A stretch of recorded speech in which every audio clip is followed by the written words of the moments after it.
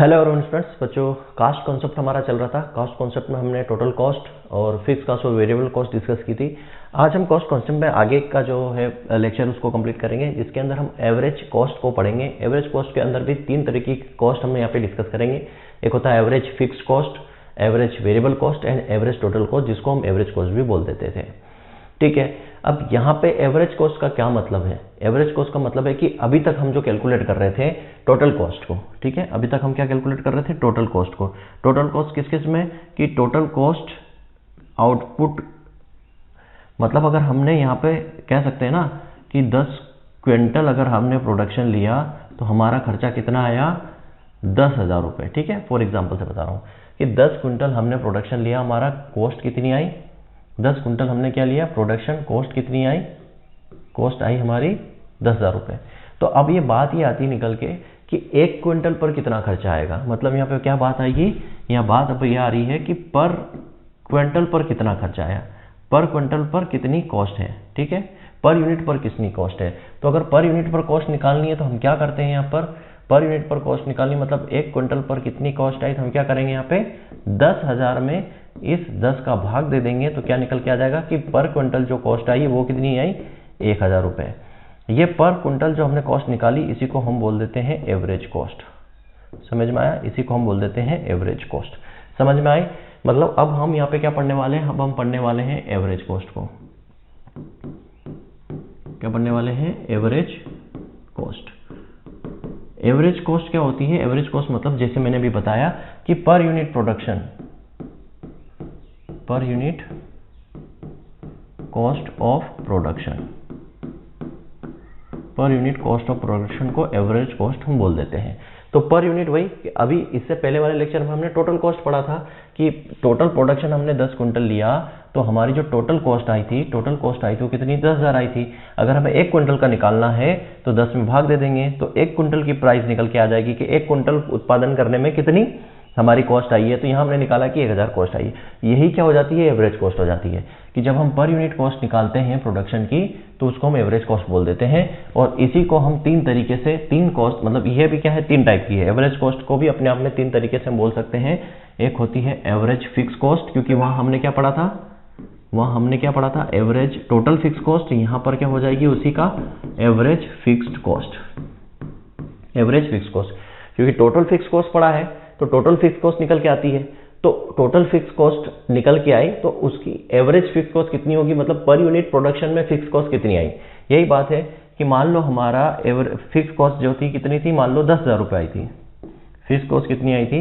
ये तो production level से अफेक्ट नहीं करती।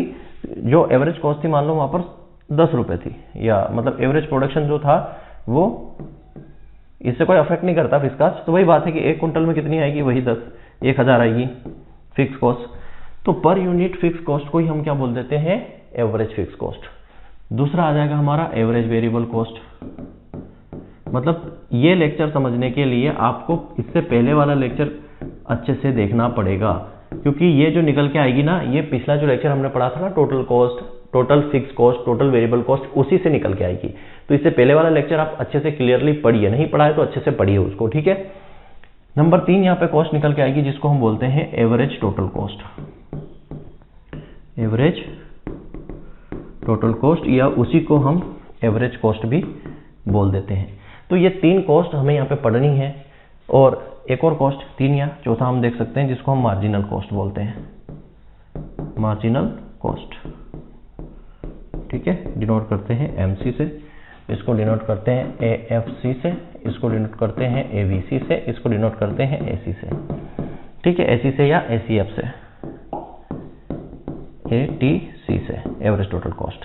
ये 4 कॉस्ट हमें पढ़ना है आज, और इन्हीं चारों कॉस्ट के अंदर रिलेशंस देखना है जहां से क्वेश्चंस बनते हैं। क्वेश्चन हमेशा रिलेशन से आते हैं कि इन दोनों के बीच में क्या रिलेशन, इन चारों के बीच में क्या रिलेशन है। तो आपको समझ में आ गया यहाँ पे एवरेज कास्ट क्या होती है। पहले हमने पढ़ा टोटल कास्ट। टोटल कास्ट मतलब कि जो टोटल प्रोडक्शन लेने में जो टोटल हमारा खर्चा आया वो हमने पढ़ा भी था कॉस्ट क्या होती है। ठीक है, एवरेज कास्ट का मतलब हो गया कि जो पर यूनिट प्रोडक्शन लेने में कितनी कॉस्ट आ रही है। ठीक है, पर यूनिट प्रोडक्शन। ठीक है, 1 क्विंटल प्रोडक्शन, 1 क्विंटल, पहले हमने 100 क्विंटल लिया तो टोटल कास्ट 1 लाख रुपए आई है। तो 1 क्विंटल ले रहे हैं तो कितनी कॉस्ट आएगी वो निकालना है।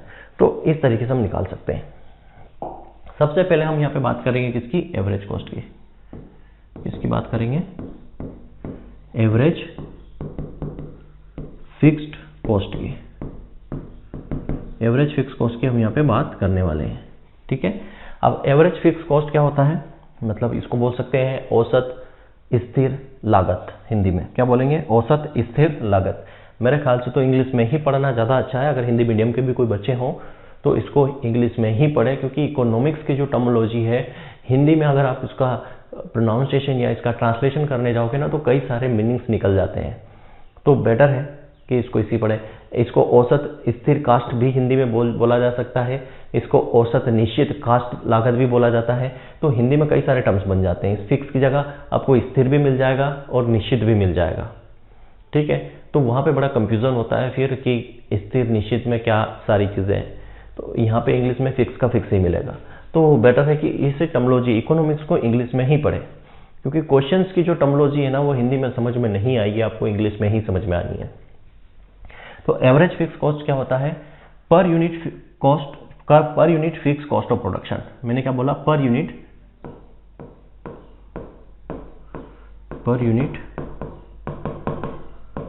Fixed cost of production. मतलब कि एक प्रोडक्शन लेने में पर यूनिट फिक्स कॉस्ट कितनी आती है, पर यूनिट फिक्स कॉस्ट कितनी आती है प्रोडक्शन की, per unit fix cost of production, of लगा लेना, ठीक है। कि प्रोडक्शन जो आउटपुट हमने लिया था उसमें per unit cost, per unit fix cost कितनी आती है उसको हमने बोल दिया एवरेज फिक्स कॉस्ट। कैसे निकालेंगे, याद रखना, एवरेज फिक्स कॉस्ट को कैसे निकालेंगे। एवरेज फिक्स कॉस्ट को निकालने का तरीका है कैसे, मैंने अभी बताया आपको एग्जांपल से कि मान लो 10 क्विंटल हमने प्रोडक्शन लिया, उसकी टोटल कॉस्ट हमें कितनी पड़ी थी, 10,000 रुपये, ये टोटल कॉस्ट, ठीक है। और ये हमारा टोटल आउटपुट, ठीक। अगर हमें 1 क्विंटल निकालना है तो हम क्या करेंगे, इसमें भाग देंगे, मतलब टोटल कॉस्ट में भाग देंगे किसका, आउटपुट का, तो टोटल कॉस्ट। तो यहाँ पे फिक्स कॉस्ट है तो हम क्या करेंगे, यहाँ पे टोटल जो फिक्स कॉस्ट थी हमारी उसमें भाग दे देंगे आउटपुट का, तो हमारी एवरेज फिक्स कॉस्ट यहाँ पे निकल के आ जाएगी। समझना चीज़ों को इजीली कैसे हम यहाँ पे करेंगे। अब मैं एक न्यूमेरिकल लेता हूँ, न्यूमेरिकल लूंगा, ग्राफ लूंगा, उसमें रिलेशन भी आपको बताऊंगा क्या क्या रिलेशन आ रहे हैं, कहाँ से क्वेश्चन बनेगा, ठीक है। अब हमने यहाँ पे क्वेश्चन लिया, पहले लिया हमने आउटपुट, ठीक है। यहाँ पे हमारी क्या थी, फिक्स कॉस्ट, या मैं बोल दूँ तो टोटल फिक्स कॉस्ट, ठीक। और यहाँ पे हमें क्या निकालना है, एवरेज फिक्स कॉस्ट निकालना है, ठीक है। समझना, आउटपुट हमारा क्या था, आउटपुट आउटपुट हमारा क्या था, 0 1 2 3 4 और ये 5, ठीक है। यहाँ पे फिक्स कॉस्ट मैं ले लेता हूँ 12, वहाँ पे 15 ली थी, यहाँ पे 15 क्यों नहीं ले रहा हूँ, 15 अगर मैं लूंगा ना तो काफ़ी ज़्यादा क्या आएगा, दशमलव में संख्या आएगी, दशमलव में संख्या आएगी तो कैलकुलेट करना और शायद आपको समझने में भी दिक्कत आएगी, इसलिए मैं यहाँ पे 12 ले रहा हूँ। तो ऊपर जो कल हमने पढ़ा था ना टोटल फिक्स कॉस्ट, वहाँ पे हमने 15 ली थी, तो 15 की जगह आप 12 लेके भी कर सकते हो, न्यूमेरिकल में कोई भी वैल्यू लिख सकते हो। अगर मैं यहाँ पे 15 लूंगा तो यहाँ पे बहुत ज़्यादा क्या आएगी, यहाँ पे डेसिमल में, मतलब दशमलव में संख्या आएगी, और दशमलव में संख्या आएगी तो थोड़ा सा डिफिकल्ट हो जाएगा कैलकुलेट करना और समझाना, ठीक है। इस वजह से मैं यहाँ पे 12 ले रहा हूँ, ठीक है। तो यहाँ पे फिक्स कॉस्ट क्या होगी, फिक्स कॉस्ट मतलब आउटपुट के साथ चेंज नहीं होती, तो यहाँ पे फिक्स कॉस्ट जो है फिक्स ही रहती है, ठीक है। 0 आउटपुट है, कुछ भी आउटपुट नहीं लिया तब भी फिक्स कॉस्ट होगी, ये कल हमने पढ़ा था, ये कल वाला चैप्टर है, ये कल वाला है, ये जो मैंने अभी बनाया ये कल वाला है जो कल पढ़ा था। कल हमने यहाँ पे 15 ली थी, कुछ भी ले सकते हैं, मैं 15 भी ले लूंगा तो कोई दिक्कत नहीं, बट यहाँ पे दशमलव में संख्या बहुत ज़्यादा आएगी, ठीक है। तो फिक्स कॉस्ट में कल हमने पढ़ा था कि आउटपुट के बढ़ने से फिक्स कॉस्ट में कोई भी चेंजेस नहीं आता है, आउटपुट के बढ़ने या कम होने से फिक्स कॉस्ट में कोई चेंजेस नहीं आता, वही की वही रहती है। तो आउटपुट हमने बिल्कुल वही की वही रखी है। अब यहाँ पे टोटल फिक्स कॉस्ट कितनी आएगी, टोटल फिक्स कॉस्ट हमने क्या बोला कि total fix cost, average fix cost कितनी आएगी, तो टोटल फिक्स कॉस्ट में आउटपुट का भाग देना है, तो ये तो हमारी टोटल फिक्स कॉस्ट है, उसमें आउटपुट का भाग देंगे। तो 12 में अगर 0 का भाग दूंगा तो इन्फानाइट आ जाएगा, तो इन्फानाइट को हम नहीं लिखेंगे, सीधा आप यहाँ पे डेस लगा लो, ठीक है। 0 आउटपुट लेवल पे हमें निकालना ही नहीं है। अब निकालना चाहो तो क्या आ जाएगा यहाँ पे 12/0, और इसका मतलब क्या हो जाता है, इन्फानाइट। तो इन्फानाइट हमें रखना ही नहीं है, क्योंकि 0 आउटपुट लेवल पे हमें कुछ भी यहाँ पर नहीं रखना है, एवरेज वैल्यू रखनी ही नहीं है, इन्फानाइट को हम कैलकुलेट ही नहीं करेंगे, ठीक है, नहीं तो ग्राफ बनाने में दिक्कत आएगी। तो 12 में 1 का भाग देंगे, हमने बोला ना टोटल कितनी है 12, सेकेंड आउटपुट कितना है 1, तो यहाँ पे क्या आ जाएगा 12। फिर 12 में 2 का भाग दोगे तो ये 6 आ जाएगा, 12 में 3 का भाग दोगे तो 4 आ जाएगा, 12 में 4 का भाग दोगे 3 आ जाएगा, 12 में 5 का भाग दोगे तो 2.4 आ जाएगा। क्लियर है। इस फार्मूले से हम रखेंगे यहाँ पे तो पहले 12 में भाग दिया हमने किसका, 0 का। 12 में आप 0 का भाग दोगे इनफाइनाइट हो जाएगा। 12 में 1 का 12, 12 में 2 का 6, 12 में 3 का 4, 12 में 4 का 3 और 12 में 5 का भाग दोगे तो आ जाएगा कितना, 2.5। अब यहाँ पर देखो क्या चीज़ क्या हो रही है, यहाँ पे क्या चीज़ हो रही है, देखो आउटपुट बढ़ रहा है, आउटपुट पर यूनिट बढ़ रहा है। आउटपुट के बढ़ने पर एवरेज फिक्स कास्ट क्या हो रही है, घट रही है। देखो 12 से 6, 4, 3 और 2.4। यहाँ पे आउटपुट बढ़ रहा है, आउटपुट के बढ़ने पर एवरेज फिक्स कास्ट घट रही है, लेकिन टोटल फिक्स कास्ट जो है वो है कांस्टेंट। ये पॉइंट इंपॉर्टेंट है, यहाँ से बता रहा हूँ, ठीक है। पहले इसका हम ग्राफ समझ लेते हैं,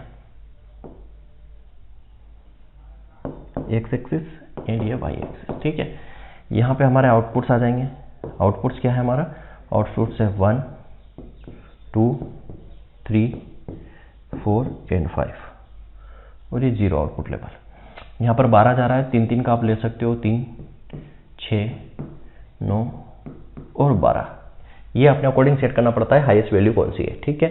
चलिए अब हमें ग्राफ बनाना है ना, तो देखो क्या ग्राफ बनेगा। ये है हमारी एवरेज फिक्स्ड कॉस्ट का ग्राफ किस तरीके से बनेगा। क्वेश्चन दो ही चीज़ों से पूछा जाता है कि एवरेज फिक्स्ड कॉस्ट में ग्राफ किस तरीके का बना है, पहला ये, और यहाँ पर रिलेशन क्या निकल के आ रहा है आउटपुट के साथ, 2। हमेशा ध्यान रखना क्वेश्चन ग्राफ से बनता है कि ग्राफ किस तरीके का बना है, प्लस एवरेज फिक्स्ड कॉस्ट का आउटपुट के साथ क्या रिलेशन है। ये 2 क्वेश्चन यहाँ से बन रहे हैं, ठीक है। देखिए मैं ये नहीं बोलता हूँ कि किस एग्जाम में पूछे जाएंगे, क्या पूछे जाएंगे। क्वेश्चन बनते हैं, एग्रीकल्चर के क्वेश्चन किसी भी एग्जाम में पूछे जा सकते हैं, ठीक है। ओके, आजकल लेवल हर एग्जाम का ऐसा ही है, कंपटीशन दिन पे दिन बढ़ रहा है, लेवल भी बढ़ रहा है, तो कहीं से भी क्वेश्चन पूछे जा सकते हैं। सबसे पहले देखो 0 आउटपुट लेवल पे तो हमें देखना ही नहीं है, क्योंकि इनफाइनाइट कहाँ रखोगे, नहीं रख पाओगे। इस लाइन पे कहाँ रखोगे, नहीं रख पाओगे, इसलिए हमने इसको छोड़ा। एक आउटपुट लेवल पर आपकी एवरेज फिक्स कास्ट कितनी, 12 है। देखो एक आउटपुट लेवल पर एवरेज फिक्स कास्ट कितनी है, तो यहाँ मैंने रखा ये 12 एक आउटपुट लेवल पे। 2 आउटपुट लेवल पर 6 है, 2 आउटपुट लेवल पे ये यहाँ पर है, ये 6, ठीक है। 3 आउटपुट लेवल पे 4 है, 3 आउटपुट लेवल पे 4 यहाँ आ जाएगा, ये हमने रखा 4 यहाँ, ठीक। और 4 आउटपुट लेवल पे 3 है, तो 4 आउटपुट लेवल पे यहाँ रखा हमने 3, और 5 आउटपुट लेवल पर 2.4 है, तो 5 आउटपुट लेवल पे ये रखा हमने 2.4। क्लियर है। अब इसको मिलाते हैं,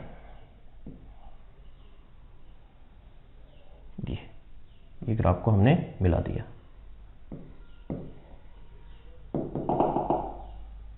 ठीक है। ये ग्राफ को हमने मिला दिया। अब ये ग्राफ देखो कैसा बन रहा है।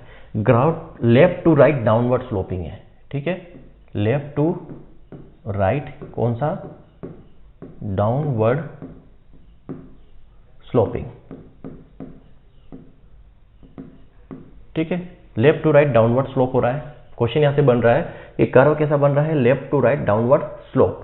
इसको हम क्या बोलते हैं, इस कर्व को left to right downward slope, या इसको हम बोल सकते हैं rectangular hyperbola.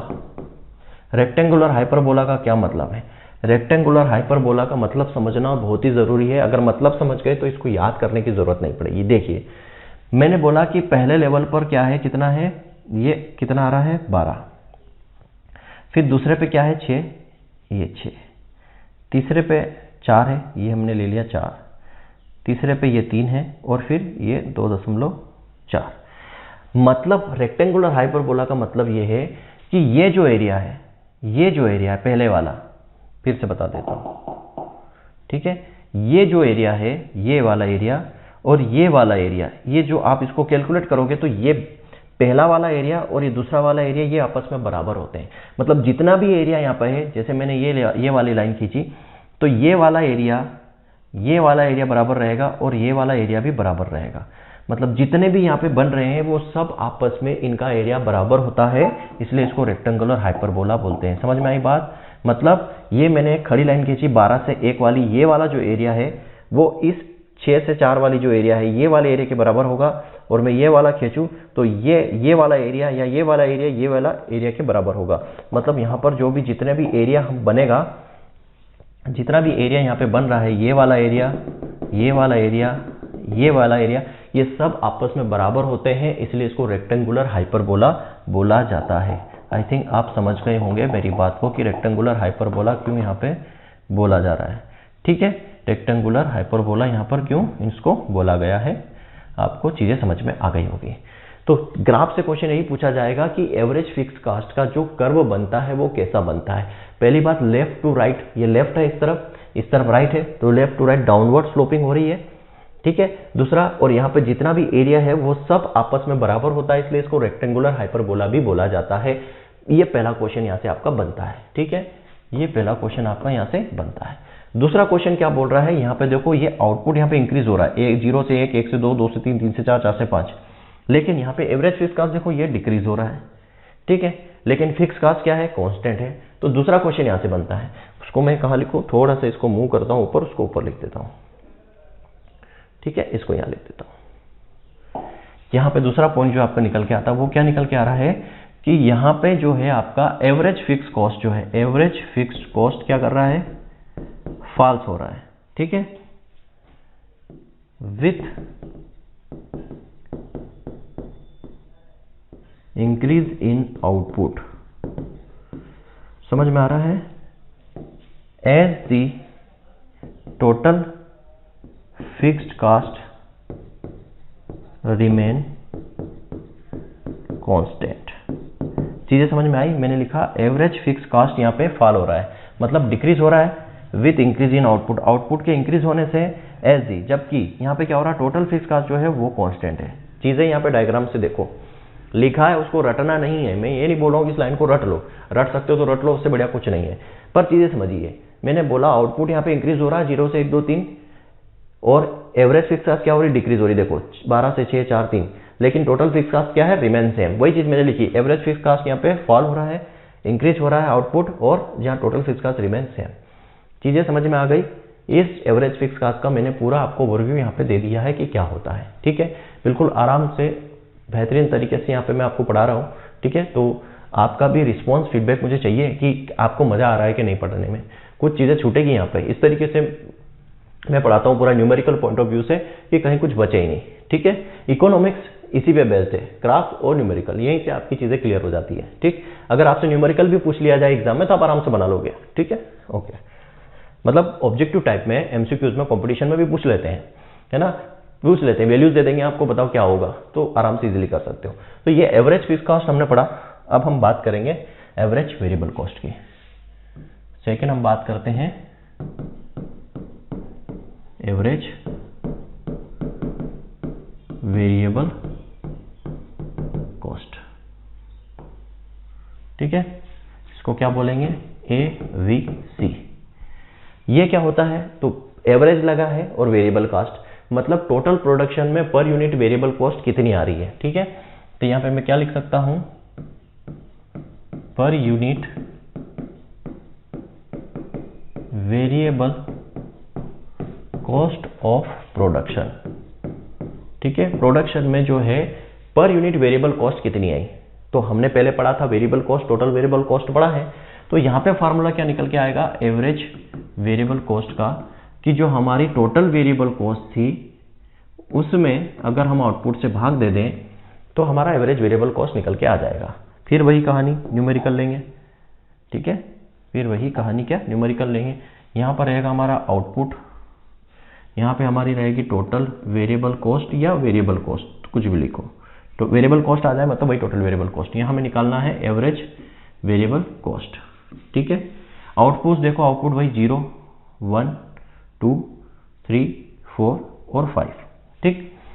Total variable cost वहां पर हमने कितनी रखी थी, शायद 0 आउटपुट लेवल पे वेरिएबल कॉस्ट 0 होती है, ये हमने पढ़ा है कि 0 आउटपुट लेवल है तो टोटल वेरिएबल कॉस्ट 0 ही होती है। क्यों, क्योंकि अगर हमने प्रोडक्शन नहीं लिया तो वेरिएबल कॉस्ट भी नहीं आएगी। अगर हमने खेत में कुछ उगाया ही नहीं तो बीज हमारा लगेगा ही नहीं, बीज नहीं लगेगा, फर्टिलाइजर नहीं लगेगा, इरिगेशन नहीं लगेगा। तो जब हम प्रोडक्शन नहीं लेंगे तो वेरिएबल कॉस्ट भी 0 आती है। उसके बाद हमने ली थी वैल्यू 6, 10, 15, 24 और 35, ये वैल्यू हमने वही रखी है, यहाँ पे कोई चेंजेस हमने नहीं लिया है, ठीक है। वहाँ चेंजेस इसलिए लिया था, मैंने बता दिया क्यों चेंजेस लिया था, ठीक। अब हमें एवरेज निकालना है, तो क्या होगा, इस टोटल वाले में हमें आउटपुट का भाग देना है। तो 0 में 0 का भाग देते हैं तो क्या आ जाता है, इनडिटर्मिनेट फॉर्म होता है। 0 में 0 का भाग देते हैं तो कुछ नहीं का मतलब नहीं, यहाँ पे आता है इनडिटर्मिनेट फॉर्म, मतलब कैन नॉट डिफाइंड बोल सकते हैं। CND बोल सकते हैं, कैन नॉट डिफाइन, इसको हम डिफाइन ही नहीं कर सकते हैं। तो 0 में 0 को भाग देते तो कैन नॉट डिफाइन आ जाता है, इसको डिफाइन ही नहीं कर सकते, हमने डेज लगा दिया। ठीक है, फिर 6 में 1 का भाग देंगे तो क्या आ जाएगा 6, 10 में 2 का भाग देंगे कितना आ जाएगा 5, 15 में 3 का भाग देंगे तो आ जाएगा 5, 4 में 24 में 4 का भाग देंगे तो आ जाएगा 6, और 35 में 5 का भाग देंगे आ जाएगा 7। ठीक है, ये हमारी आ गई एवरेज वेरिएबल कॉस्ट। तो यहाँ पे हमें क्या रिलेशन देखने को मिल रहा है, किसके अंदर, आउटपुट और एवरेज वेरिएबल कॉस्ट के अंदर रिलेशन देखो क्या, आउटपुट इंक्रीज हो रहा है लेकिन एवरेज वेरिएबल कॉस्ट पहले डिक्रीज हुई यहाँ तक और यहाँ से फिर इंक्रीज हुई। तो पहले डिक्रीज हुई और वापस इंक्रीज हुई, तो पहले डिक्रीज होगा फिर इंक्रीज होगा। ठीक है, इस तरीके का ग्राफ भी बनेगा। तो हमें इससे ही समझ में आ रहा है कि यहाँ पर रिलेशन क्या बन रहा है, आउटपुट के इंक्रीज होने से एवरेज वेरिएबल कॉस्ट पहले डिक्रीज होती है देन फिर इंक्रीज होती है। ठीक है, या जबकि वेरिएबल कॉस्ट जो है कंटिन्यूअसली इंक्रीज हो रही है, average variable cost continuously increase हो रही है, आउटपुट के साथ एवरेज वेरिएबल कॉस्ट भी इंक्रीज होती है। आउटपुट बढ़ रहा है, एवरेज वेरिएबल कॉस्ट भी बढ़ रही है, आउटपुट बढ़ रहा है, टोटल वेरिएबल कॉस्ट भी बढ़ रही है, लेकिन एवरेज वेरिएबल कॉस्ट पहले घटी और फिर बढ़ी। समझ में आया? अब देखो ग्राफ कैसे बनेगा, ये एक्स एक्सिस एंड ये वाई एक्सिस।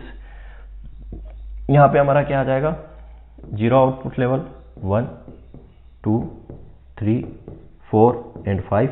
यहाँ पे हमारी एवरेज वेरिएबल कॉस्ट, यहाँ पे हमारे आउटपुट्स हैं। एवरेज वेरिएबल कॉस्ट हाईएस्ट देखो 7 पर जा रहा है, तो मैं 2 से ले सकता हूँ, 2 4 6 और 8। ठीक है, अब यहाँ पे देखो 0 आउटपुट लेवल पे तो कैन नॉट डिफाइन नहीं कर सकते, छोड़ देंगे। एक आउटपुट लेवल पर एवरेज वेरिएबल कॉस्ट कितनी है, 6। एक आउटपुट लेवल पर कितनी है, ये 6। 2 आउटपुट लेवल पर 5 है, 2 आउटपुट लेवल पर 5 यहाँ आ जाएगा, ये 5। 3 आउटपुट लेवल पर भी 5 है, 3 आउटपुट लेवल पर भी क्या आ जाएगा 5। 4 आउटपुट लेवल पर 6 है, 4 आउटपुट लेवल पर हम यहाँ आ जाएंगे 6 पर, और 5 आउटपुट लेवल पर 7 है, तो 5 आउटपुट लेवल पर 7 कहाँ आ जाएगा, ये यहाँ। अब इस ग्राफ को हम बना देते हैं। ठीक है, ये ग्राफ इस तरीके का बना हमारा। तो ये जो ग्राफ बना है ये किसका है, एवरेज वेरिएबल कॉस्ट का ग्राफ है। मैं एक साथ सारे ग्राफ को भी समराइज करके बता दूंगा आपको कि क्या क्या चीजें आ रही। हालांकि रिलेशन पढ़ेंगे तो रिलेशन में चीजें समझ में आएगी हमको कि किस ग्राफ के साथ क्या रिलेशन बन रहा है। अभी हमने फिक्स्ड कॉस्ट ऊपर पढ़ा, अभी वेरिएबल कॉस्ट पढ़ रहे, एवरेज, इन दोनों के बीच में रिलेशन भी देखेंगे कि क्या रिलेशन है। ठीक है, तो ग्राफ किस इस तरीके से बना। अब ये ग्राफ देखो किस तरीके से बना हुआ है। ग्राफ अपने को यू की तरह दिखाई दे रहा है, टिपिकली यू शेप। इसको हम बोल सकते हैं कि इसका जो ग्राफ है वो क्या है, यू शेप का है।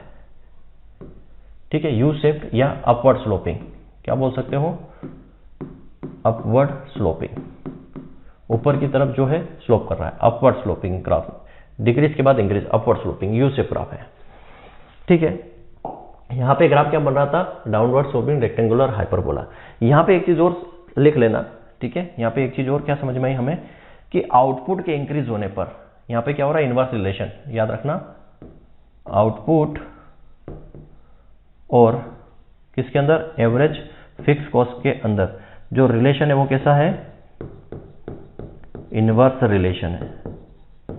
इनवर्स रिलेशन का मतलब समझ गए, इनवर्स रिलेशन का मतलब समझ गए कि ये इंक्रीज हो रहा है, यहाँ पर आउटपुट इंक्रीज हो रहा है तो क्या हो रहा है, एवरेज फिक्स कॉस्ट जो है वो डिक्रीज हो रही है, ये होता है इनवर्स रिलेशन। ये भी आप याद रख लेना। तो 3 पॉइंट यहाँ पे इंपॉर्टेंट हो गए, पहले शेप कौन सा बन रहा है, फिर एवरेज फिक्स कॉस्ट घट रही है जबकि आउटपुट बढ़ रहा है, मतलब रिलेशन यहाँ पे कौन सा निकल के आया, इनवर्स रिलेशन है। ठीक है, ये चीज और नोट कर लेना। वहां पर यहाँ पे हमने पढ़ा कि यहाँ पे आउटपुट बढ़ रहा है, एवरेज वेरिएबल कॉस्ट भी बढ़ रही है, लेकिन आउटपुट बढ़ रहा है, वेरिएबल कॉस्ट भी बढ़ रही है, लेकिन एवरेज वेरिएबल कॉस्ट पहले डिक्रीज हुई बाद में बढ़ रही है, इसलिए स्लोप इसका अपवर्ड स्लोपिंग है, यू शेप्ड का यहाँ पर कर्व बन रहा है। ठीक है, समझ में आई चीजें, इतना ही यहाँ पे ध्यान रखना है। यहाँ पे क्या आपको ध्यान रखना है कि आउटपुट के बढ़ने पर एवरेज वेरिएबल कॉस्ट भी बढ़ रही है, वेरिएबल कॉस्ट भी बढ़ रही है, लेकिन एवरेज वेरिएबल कॉस्ट पहले डिक्रीज एंड देन इंक्रीज हो रही है। तो लिख सकते हो यहाँ पे कि आउटपुट के इंक्रीज होने से, या फिर हम बोल सकते हैं, ऐसा लिख देता हूं, ठीक है, आउटपुट इंक्रीज हो रहा है तो टोटल वेरिएबल कॉस्ट भी क्या हो रही है, इंक्रीज हो रही है। सो एवरेज फिक्स कॉस्ट जो है, एवरेज वेरिएबल कॉस्ट जो है first decrease and then increase, first decrease हो रही है और देन उसके बाद क्या हो रही है, इंक्रीज। ठीक है, तो आउटपुट भी इंक्रीज हो रहा है, टोटल वेरिएबल भी इंक्रीज हो रही है, तो एवरेज वेरिएबल कॉस्ट जो है पहले डिक्रीज हो रही है और फिर इंक्रीज हो रही है। ठीक, हालांकि ये रिलेशन नहीं पूछा जाएगा बट फिर भी हमने यहाँ पे लिखा। क्या पूछा जाएगा वो मैं बताऊंगा जब हम रिलेशन पढ़ेंगे इसका दूसरे ग्राफ के साथ। तो ये एवरेज वेरिएबल कॉस्ट आपको समझ में आ गया कि जो per unit variable cost of production होती है उसको वेरिएबल कॉस्ट कहते हैं। ये इसका फॉर्मूला है और किस तरीके से हमने यहाँ पे ग्राफ बनाया। ग्राफ से क्वेश्चन बन सकता है, कौन सा शेप का ग्राफ यहाँ पे बनता है, और ये इसका न्यूमेरिकल फॉर्मेट हो गया। अब हम यहाँ पे बात करते हैं एवरेज कॉस्ट की।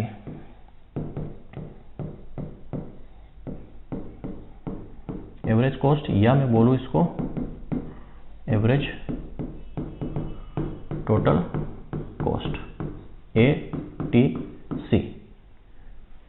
ठीक है, अब इसमें देखो per unit cost of production, सीधा क्या आ जाएगा यहाँ per unit cost of production. क्या बोला हमने? Per unit cost of production.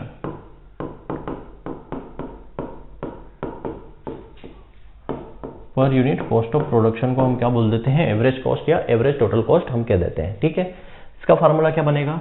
तो यहाँ पे याद रखना है, इसका फार्मूला क्या बनेगा? एवरेज टोटल कॉस्ट, या इसको हम एवरेज कॉस्ट भी बोलते हैं। इसका फार्मूला बनेगा जो टोटल कॉस्ट थी उसको हम अगर डिवाइड कर दें तो निकल के आ जाएगा हमारा क्या? Average total cost. दूसरा फार्मूला हम एवरेज टोटल कॉस्ट को इस तरीके से भी निकाल सकते हैं। एवरेज टोटल कॉस्ट या एवरेज कॉस्ट कैसे निकालेंगे? एवरेज फिक्स्ड कॉस्ट को और एवरेज वेरिएबल कॉस्ट को आपस में जोड़ देते हैं तो भी क्या निकल के आ जाएगी? तो भी हमारी जो है एवरेज टोटल कॉस्ट निकल के आ जाएगी। ये दोनों फार्मूले सही है। ठीक है, टोटल कॉस्ट में से अगर आउटपुट डिवाइड कर देते हैं तो भी एवरेज टोटल कॉस्ट आ जाएगी, और एवरेज टोटल कॉस्ट और एवरेज वेरिएबल कॉस्ट जो भी हमने ऊपर पढ़ी है उन दोनों को ऐड कर देते हैं तो भी आ जाएगी। ठीक है, तो भी यहाँ पे निकल के आ जाएगी। अब हम बात करेंगे इसका न्यूमेरिकल फॉर्मेट्स की। इसको और ऊपर पहुंचा देता हूं। चलिए, यहां पर वही हमारा क्या रहेगा? आउटपुट्स। यहां हमारा आ जाएगा एवरेज फिक्स्ड कॉस्ट, यहां पे आ जाएगा एवरेज वेरिएबल कॉस्ट, और यहां पे हमारा आ जाएगा टोटल एवरेज टोटल कॉस्ट। क्या आ जाएगा? एवरेज टोटल कॉस्ट या एवरेज कॉस्ट। ठीक, आउटपुट हमारा वही 0 1 2 3 0 1 2 3 4 एंड 5।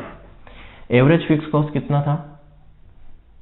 सॉरी, ये हमें देखना पड़ेगा। एवरेज फिक्स कॉस्ट हमने कितना निकाला था उसी के अकॉर्डिंग चलना पड़ेगा।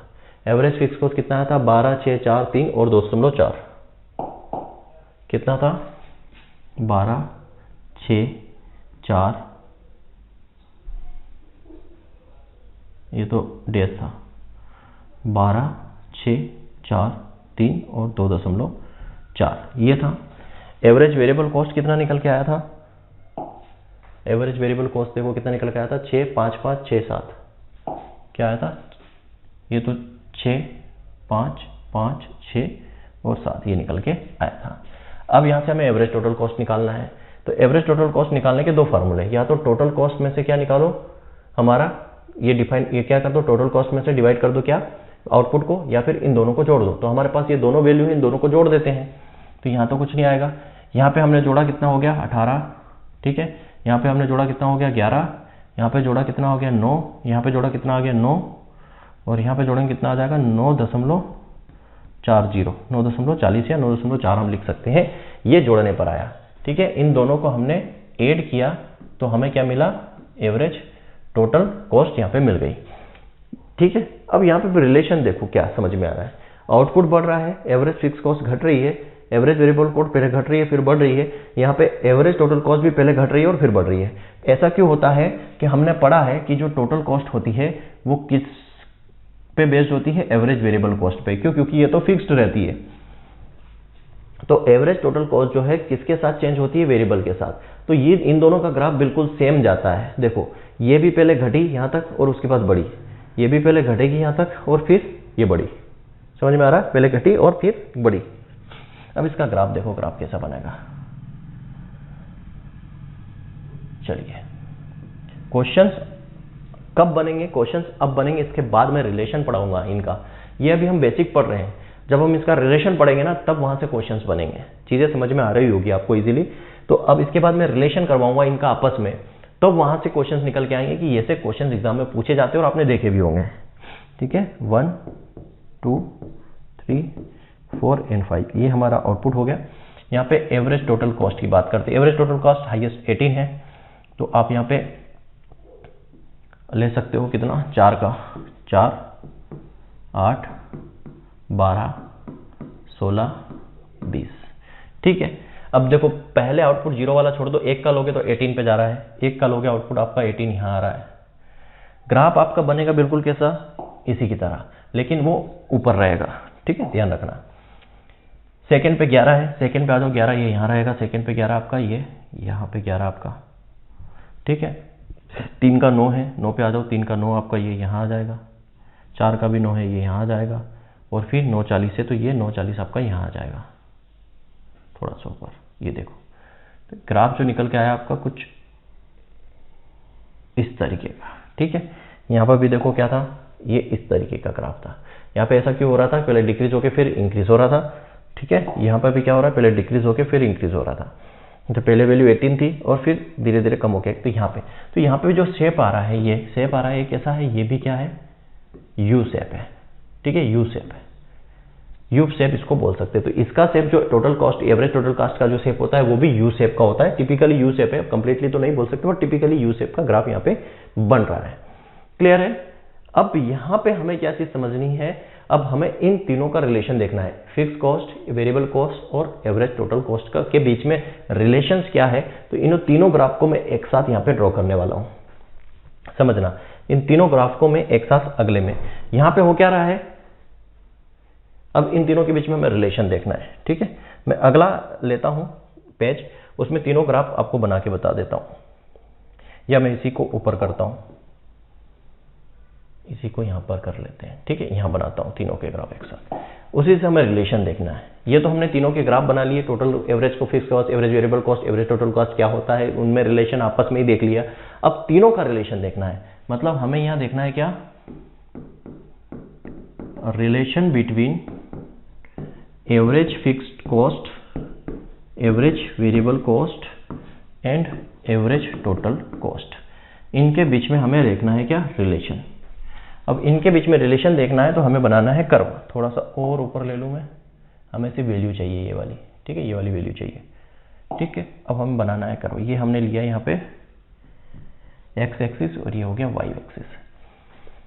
यहाँ पे हाईएस्ट 12 जा रहा है, 7 जा रहा है, 18 जा रहा है, तो हमें ग्राफ लेना है क्या, वही 18 वाला। 0 से हमने लिया यहाँ पे 4 8 12 16 और 20। यहाँ हो गया हमारा 1 2 3 4 और 5। यहीं पे मैं रिलेशंस लिखूंगा इनके बीच में, जो आपके एग्जाम में पूछे जाएंगे। ठीक है, पहले हम बनाते हैं कर्व टोटल वाला। टोटल वाला कहाँ से था हमारा, ये 18 के बाद 11। ठीक है, तो 18 के बाद 11, ये हमारा 11 हो गया। 11 के बाद कितना है, 9, तो यहाँ पे 9 आ जाएगा, यहाँ पे भी 9 आ जाएगा और यहाँ आ जाएगा 9.4। ठीक है, ये तो मैं अलग अलग पेन यूज कर लूँगा यहाँ पे। ये वाला जो ग्राफ हमारा बन के आ रहा है, ये है हमारा क्या, एवरेज टोटल कॉस्ट वाला। ठीक है, एवरेज टोटल कॉस्ट वाला आ रहा है। चलिए अब देखते हैं, फिर एवरेज वेरिएबल कॉस्ट का देखते हैं। एवरेज वेरिएबल कॉस्ट में पहली वैल्यू कितनी है, 6। 6 कहाँ है, यहाँ पर मैं इसको बता देता हूँ।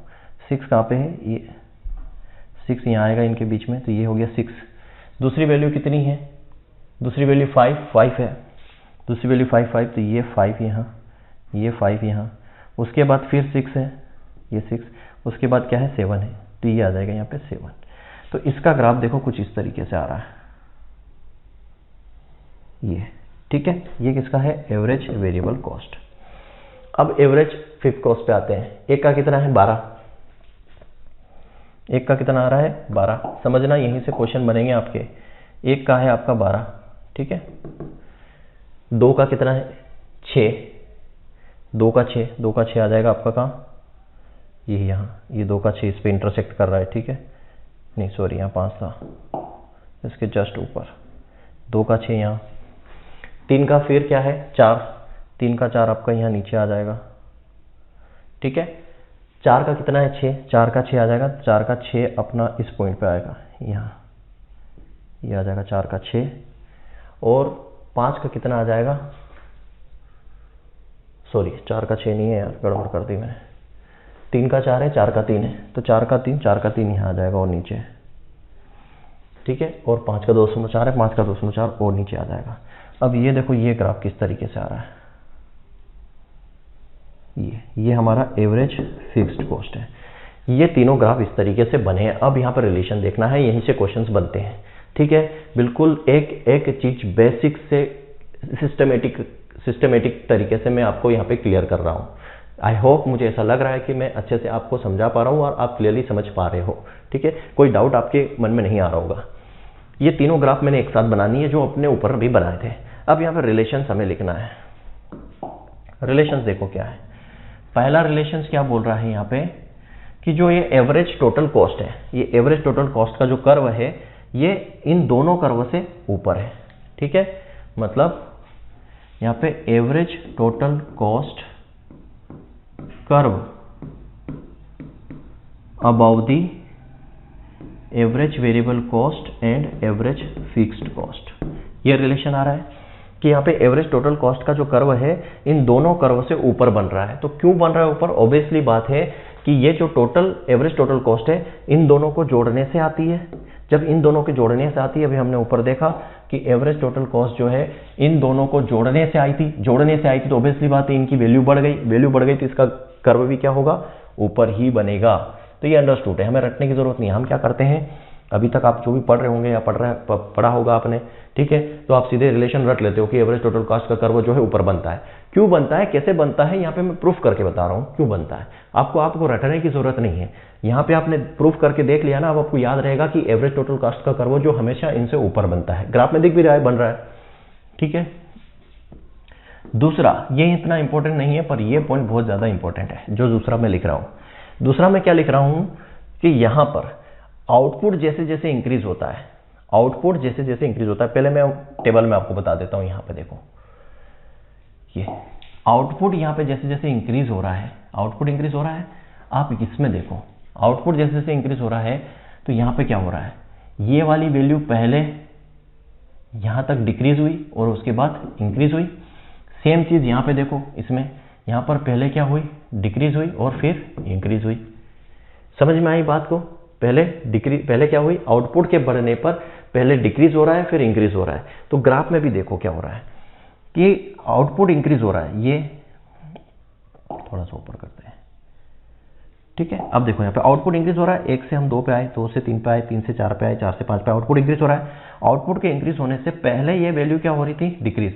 देखो डिक्रीज हो रही है, ये देखो ये ग्राफ नीचे की तरफ आ रहा है, ये ग्राफ भी नीचे की तरफ आ रहा है, ये ग्राफ भी नीचे की तरफ आ रहा है, ये ग्राफ भी नीचे की तरफ आ रहा है, और फिर यहां से इंक्रीज होना शुरू किया, ये भी इंक्रीज होना शुरू किया, ठीक। लेकिन यहाँ पे क्वेश्चन क्या बनेगा, क्वेश्चन ये बनेगा कि जब आउटपुट इंक्रीज हो रहा था तो एवरेज टोटल कॉस्ट और एवरेज वेरिएबल कॉस्ट के बीच में जो गैप है वो पहले क्या हुई, डिक्रीज होना शुरू हो गई, ठीक है। मतलब output increases, so gap between average total cost and average variable cost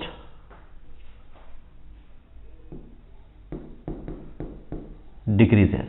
समझ में आई बात को कि जब आउटपुट इंक्रीज हो रहा था तो एवरेज टोटल कॉस्ट और एवरेज वेरिएबल कॉस्ट के बीच में जो गैप है वो कम होती जा रही है। देखो ये पहले गैप इतनी थी इनके बीच में, फिर गैप ये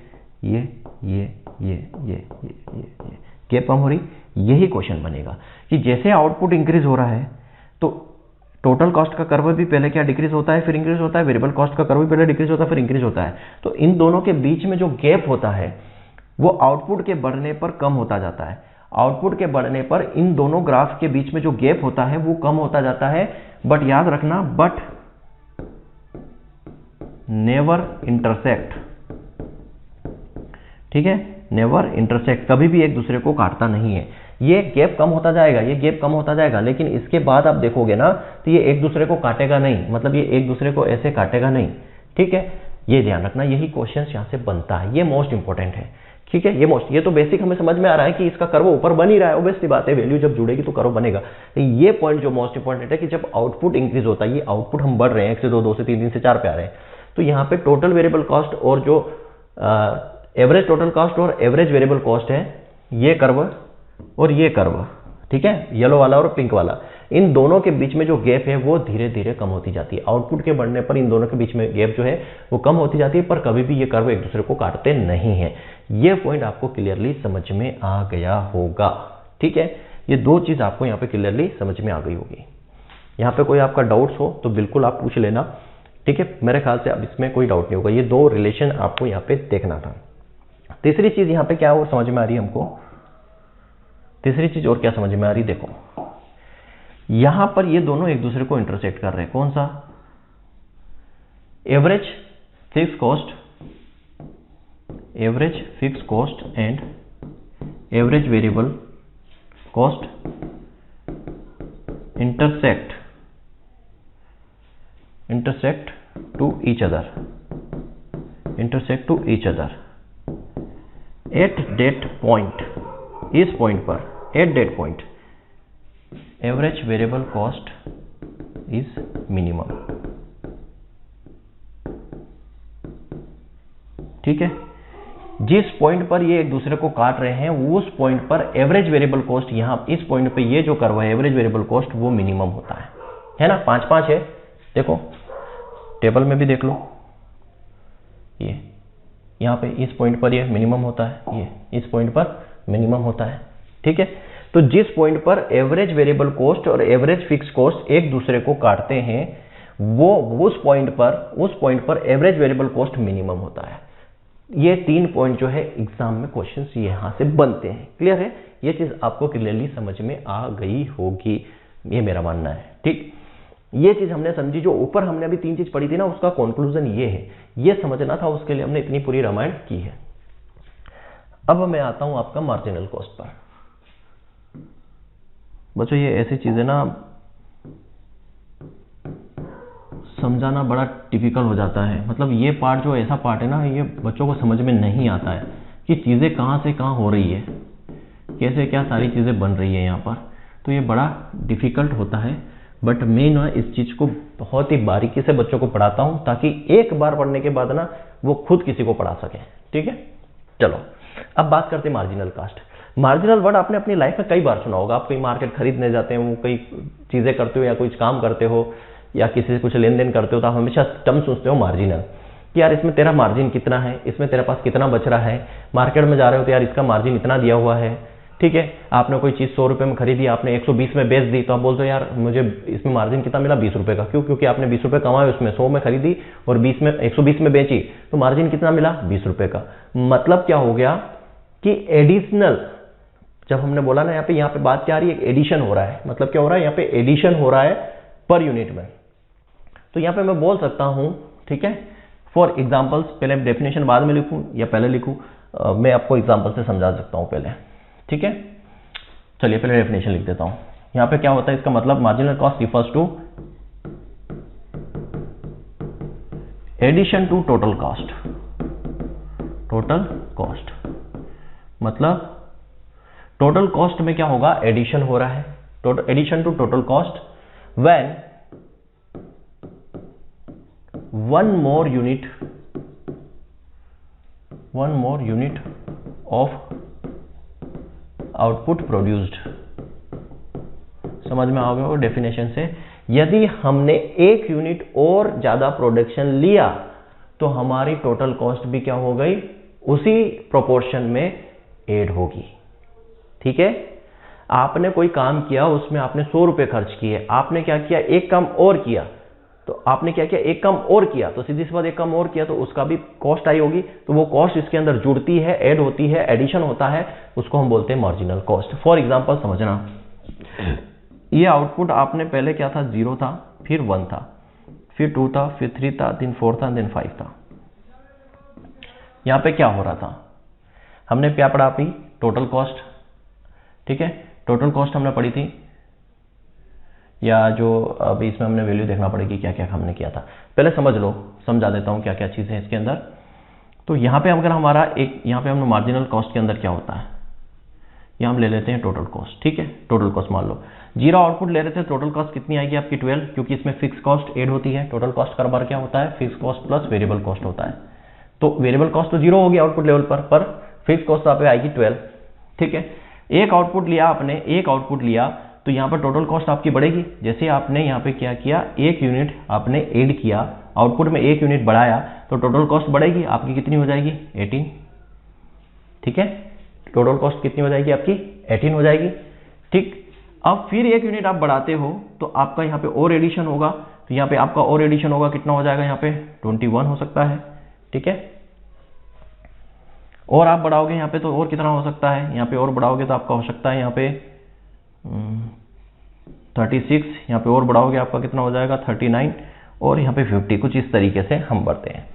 तो इस डेफिनेशन का मतलब क्या निकल रहा है, मार्जिनल कॉस्ट क्या होगी। एक मिनट में थोड़ा सा वैल्यू देख लो, हमने कल वाले लेक्चर में यहाँ पे टोटल कॉस्ट की वैल्यू क्या ली थी, ताकि हमारा क्वेश्चन जो है गलत ना हो।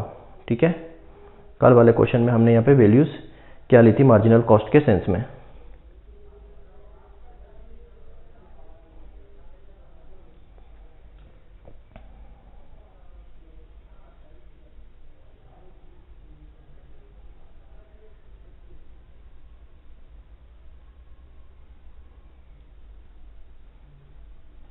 छः 10 15 24 35 18 12 18 22 27 36 47 12 थी, 18 थी,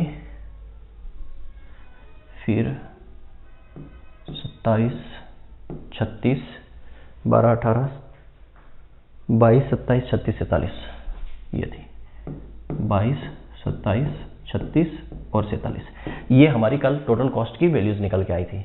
ठीक है, अब यहाँ पे डेफिनेशन क्या बोल रही है, addition to total cost. Total cost के अंदर ऐड होगी जब हम क्या लेते हैं, एक और ज्यादा यूनिट आउटपुट का लेते हैं। तो पहले 0 था तो टोटल कास्ट 12 थी, जैसे ही हमने एक यूनिट ऐड किया आउटपुट का तो यहाँ पर टोटल कास्ट 18 हो गई। मतलब क्या ऐड हुआ इसमें, कितना ऐड हुआ 6 का ऐड हुआ। मतलब यहाँ तो कुछ नहीं ऐड हुआ, ये तो खाली है। जैसे ही हमने यहाँ पर एक यूनिट जैसे ही बढ़ाया, टोटल कास्ट में हमारा क्या बढ़ गया, टोटल कास्ट बढ़ के 18 हो गई। तो कितना बढ़ा, मार्जिनल ये बोलता है ना कि कितना बढ़ा। आपने कोई वस्तु 100 में खरीदी और 120 में बेची तो आपको फायदा कितना हुआ 20 का। तो वही बात है कि पहले यहाँ पे 0 था तो टोटल कास्ट 12 थी, तो मार्जिनल क्या होगा 0, क्योंकि कुछ बढ़ा ही नहीं है।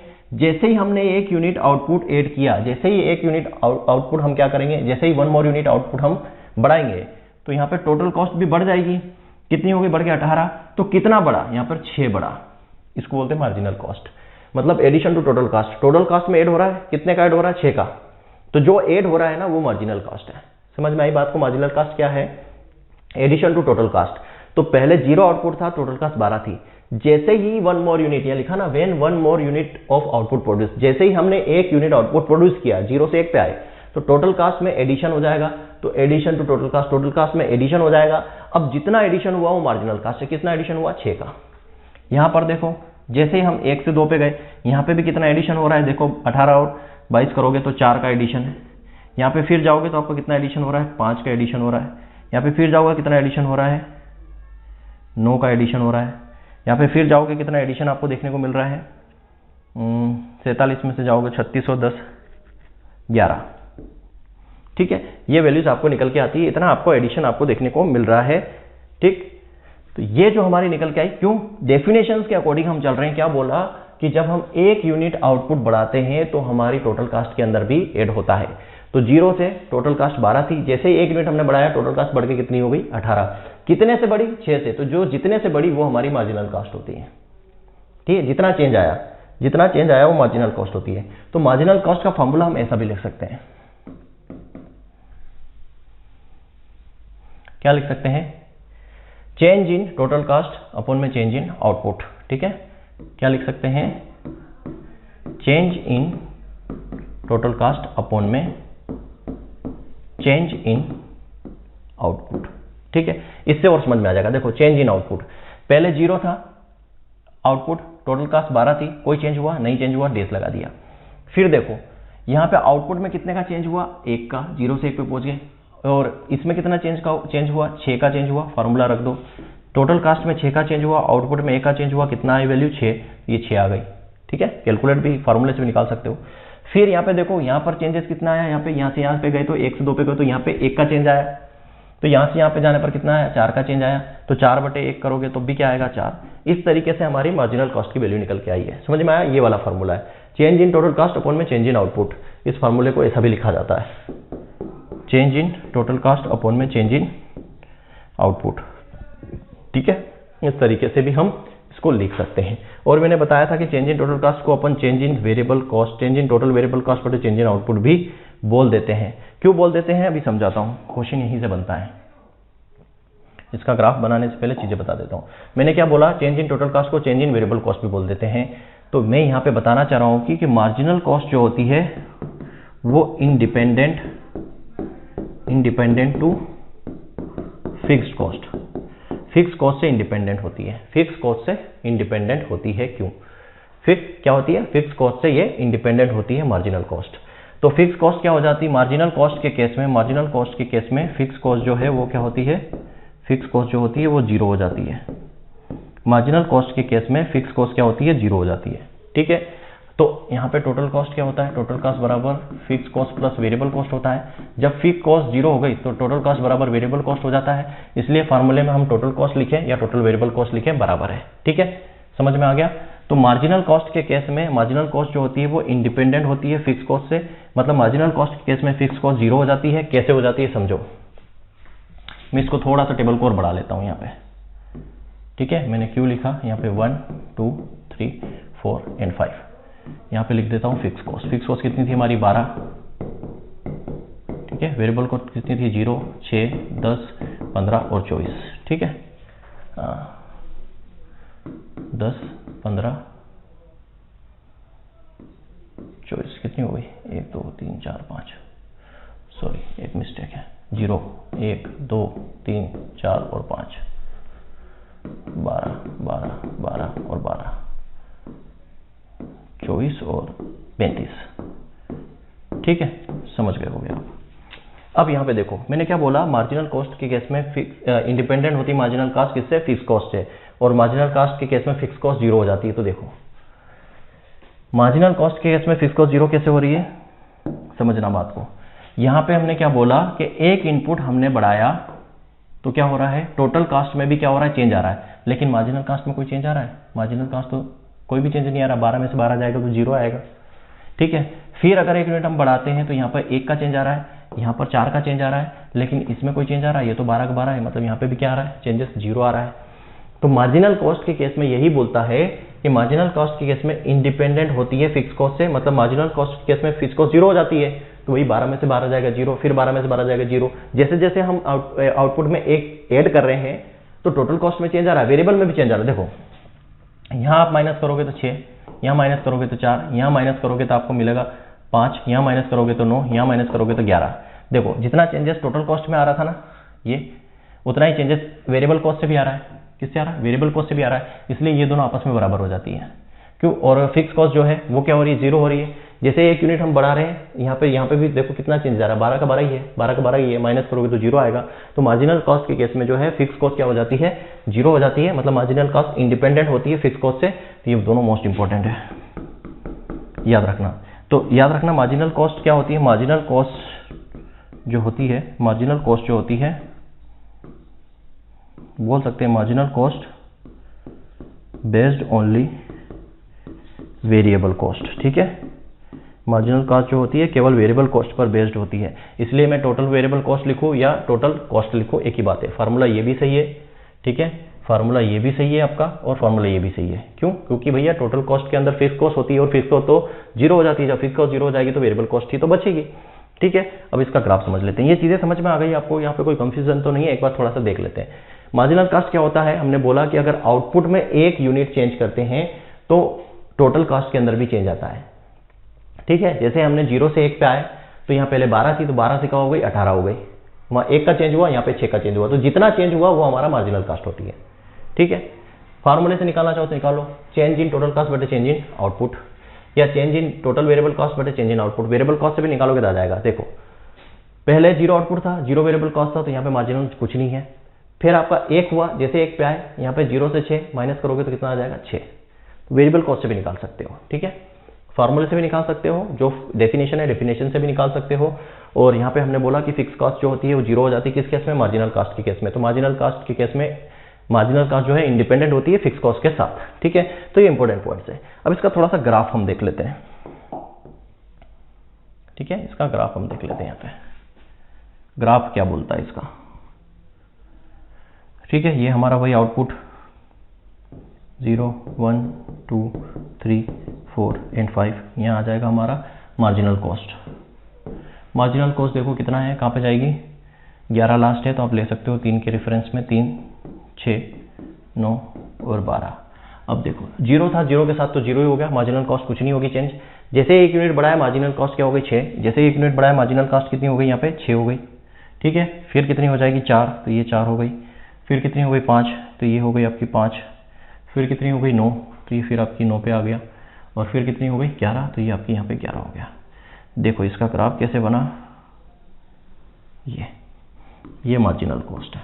अब यहाँ पे थोड़ा सा देखना, ये मार्जिनल कॉस्ट का कर्व जो है और अपना ये वाला कर्व है, किसका, टोटल कॉस्ट का कर्व, टोटल कॉस्ट का कर्व है, दोनों रेसिप्रोकल है, अपोजिट डायरेक्शन में। इसको देखो, ये यहाँ से यहाँ तक आ रहा है और इसको देखो ये यहाँ से यहाँ तक जा रहा है। और टोटल कॉस्ट का कैसा है, टोटल कॉस्ट का कर्व, सॉरी, टोटल कॉस्ट का कर्व देखो कैसा है। टोटल कॉस्ट का कर्व कुछ इस तरीके से है, यहाँ से लेके यहाँ आ रहा है, ठीक है, यहाँ से लेके आ रहा है। तो अपोजिट कर्व बन रहा है। अगर इसको मैं सब उल्टा कर दूँ, इसको उल्टा कर दूँ तो वो एवरेज टोटल कॉस्ट का कर्व बन जाएगा, एवरेज टोटल कॉस्ट का कर्व बन जाएगा। तो यहाँ से एक चीज़ हमें समझ में आई कि जो एवरेज, और पॉइंट लिख रहा हूँ, एवरेज टोटल कॉस्ट कर्व जो है रेसिप्रोकल टू मार्जिनल कॉस्ट, ठीक है। मार्जिनल कॉस्ट बोलूँ या मार्जिनल फिजिकल प्रोडक्ट बोलूँ, बातें की है, ठीक है। जब फिजिकल क्वांटिटी में मेजर करते हैं तो उसको मार्जिनल फिजिकल प्रोडक्ट बोल देते हैं। तो यहाँ पे देखो एवरेज टोटल कॉस्ट का कर्व जो है वो रेसिप्रोकल है, जस्ट उल्टा है, ठीक है। ये ऐसा है और उसका कर्व क्या था, ऐसा था, ऐसा था, तो जस्ट उल्टा है। चीज़ें हमें समझनी पड़ती है, चीज़ें हमें देखनी पड़ती है, क्या चीज़ हो रही है। समझ में आया यहाँ पे। तो मार्जिनल कॉस्ट क्या है ये आई थिंक आपको समझ में आ गया होगा। अब हमें रिलेशन देखना है इसके अंदर। मेन जो है एग्जाम में क्वेश्चंस कहाँ से बनते हैं, रिलेशन से। तो ये यहाँ पे कुछ पॉइंट्स जो हमने लिखे, मार्जिनल कॉस्ट इंडिपेंडेंट होती है फिक्स कॉस्ट से, मतलब मार्जिनल कॉस्ट जो है, मार्जिनल कॉस्ट के केस में फिक्स कॉस्ट 0 हो जाती है, मार्जिनल कॉस्ट केवल वेरिएबल कॉस्ट पर बेस्ड होती है, और एवरेज टोटल कॉस्ट का जो कर्व है वो रेसिप्रोकल होता है किसके, मार्जिनल कॉस्ट के। जस्ट इसका अपोजिट हमें दिख रहा है। अब हमें क्या करना है, रिलेशन देखना है। हमें रिलेशन किसके में बीच में देखना है, हमें देखना है यहाँ पे relationship between average total cost and marginal cost, ठीक है। एवरेज टोटल कॉस्ट और मार्जिनल कॉस्ट के बीच में हमें क्या देखना है, यहाँ पे रिलेशन देखना है। एवरेज टोटल कॉस्ट और मार्जिनल कॉस्ट के बीच में रिलेशन हमें यहाँ पर देखना है। क्लियर है। तो एवरेज टोटल कॉस्ट और मार्जिनल कॉस्ट के बीच में हमें यहाँ पे रिलेशन देखना है। अब देखो एवरेज टोटल कॉस्ट क्या होती है और मार्जिनल कॉस्ट क्या होती है। पहले इनका हमें क्या देखना है, यहाँ पर हम ले लेंगे क्या, एक शेड्यूल जो ऊपर हमने लिया था। एवरेज टोटल कॉस्ट क्या होती है, मार्जिनल कॉस्ट क्या होती है, दोनों का शेड्यूल ले लेंगे, ठीक है। यहाँ पे आउटपुट हमारा क्या था, 0 1 2 3 4 5। क्यों ले रहे हैं, क्योंकि ग्राफ बनाएंगे तभी तो हम रिलेशन बता पाएंगे। अब एवरेज टोटल कॉस्ट कितनी थी, देखो एवरेज टोटल कॉस्ट यहाँ पे दी है क्या, नहीं दी है, यहाँ पे दी है। ये एवरेज टोटल कॉस्ट कितनी है, 18 11 9 9 9 40, ठीक है। कितनी है ये, खाली एक मिनट, 18 18 11 9 9 और 9 40, ये थी एवरेज कॉस्ट। मार्जिनल कॉस्ट कितनी निकल के आई थी, देखो पीछे मार्जिनल कॉस्ट कितनी थी, 6 4 5 9 11, 6 4 5 9 11 कितनी थी, 6 4 5 9 और 11, ये थी मार्जिनल कॉस्ट। अब यहाँ पे हमें रिलेशन देखना है, ठीक है। रिलेशन देखना है तो पहले हम क्या बना लेते हैं, इसका ग्राफ।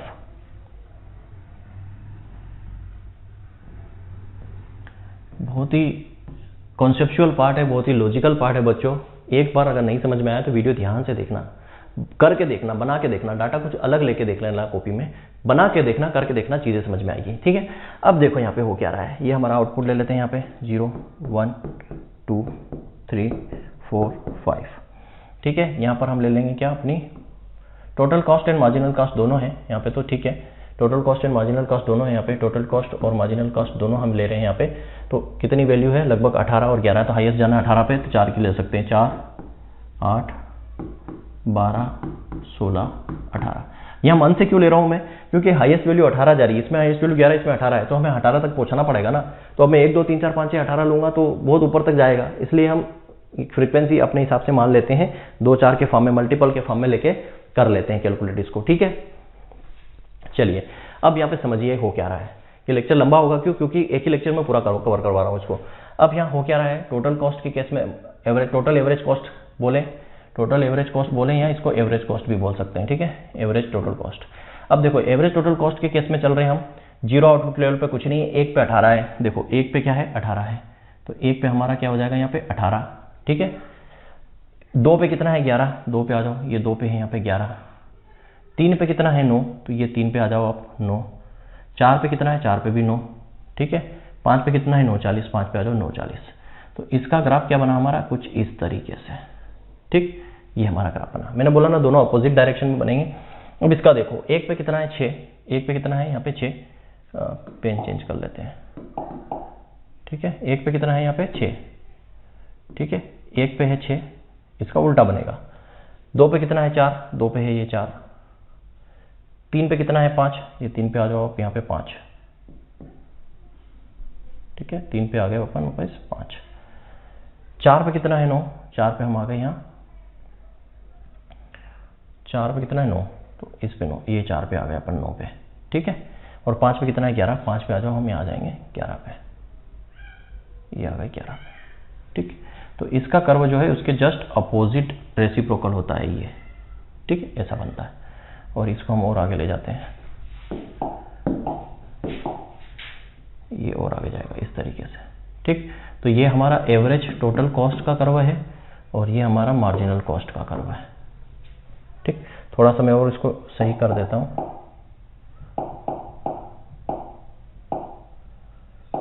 समझना बात को, ये आ जाएगा, ठीक है। हम बना रहे हैं, बना तो रहे हैं, ठीक है, पर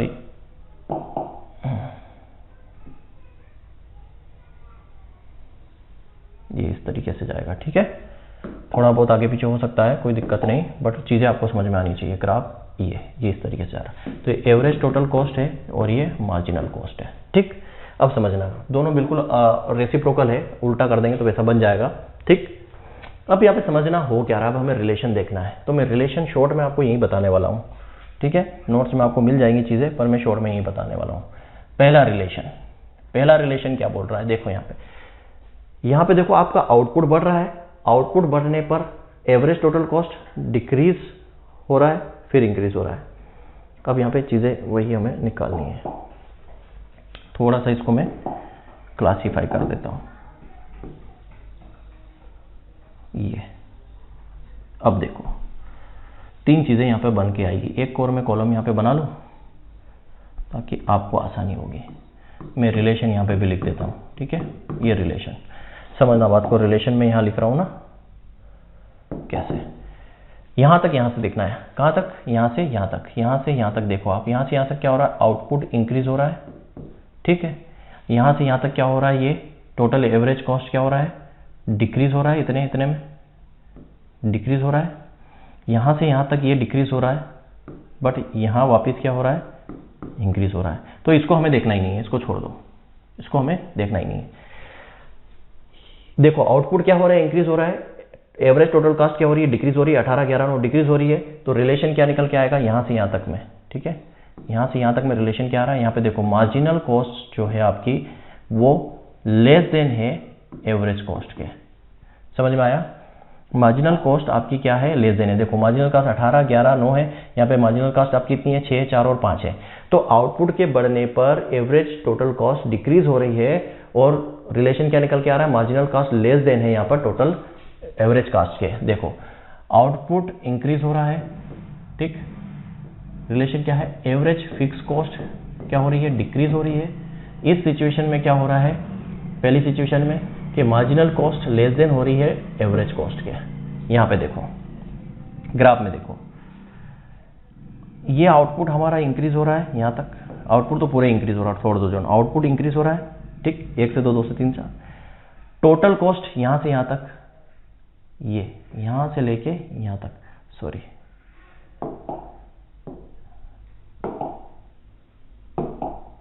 ठीक है, ये कि यहाँ से लेके यहाँ तक, यहाँ से लेके यहाँ तक, यहाँ क्या हो रहा है, यहाँ से लेके यहाँ तक, ये क्या, कौन सा कर्व है, ये एवरेज, एवरेज टोटल कॉस्ट, ये क्या हो रही है, डिक्रीज हो रही है। ये देखो ग्राफ नीचे की तरफ आ रहा है, नीचे की तरफ आ रहा है, ये डिक्रीज हो रही है।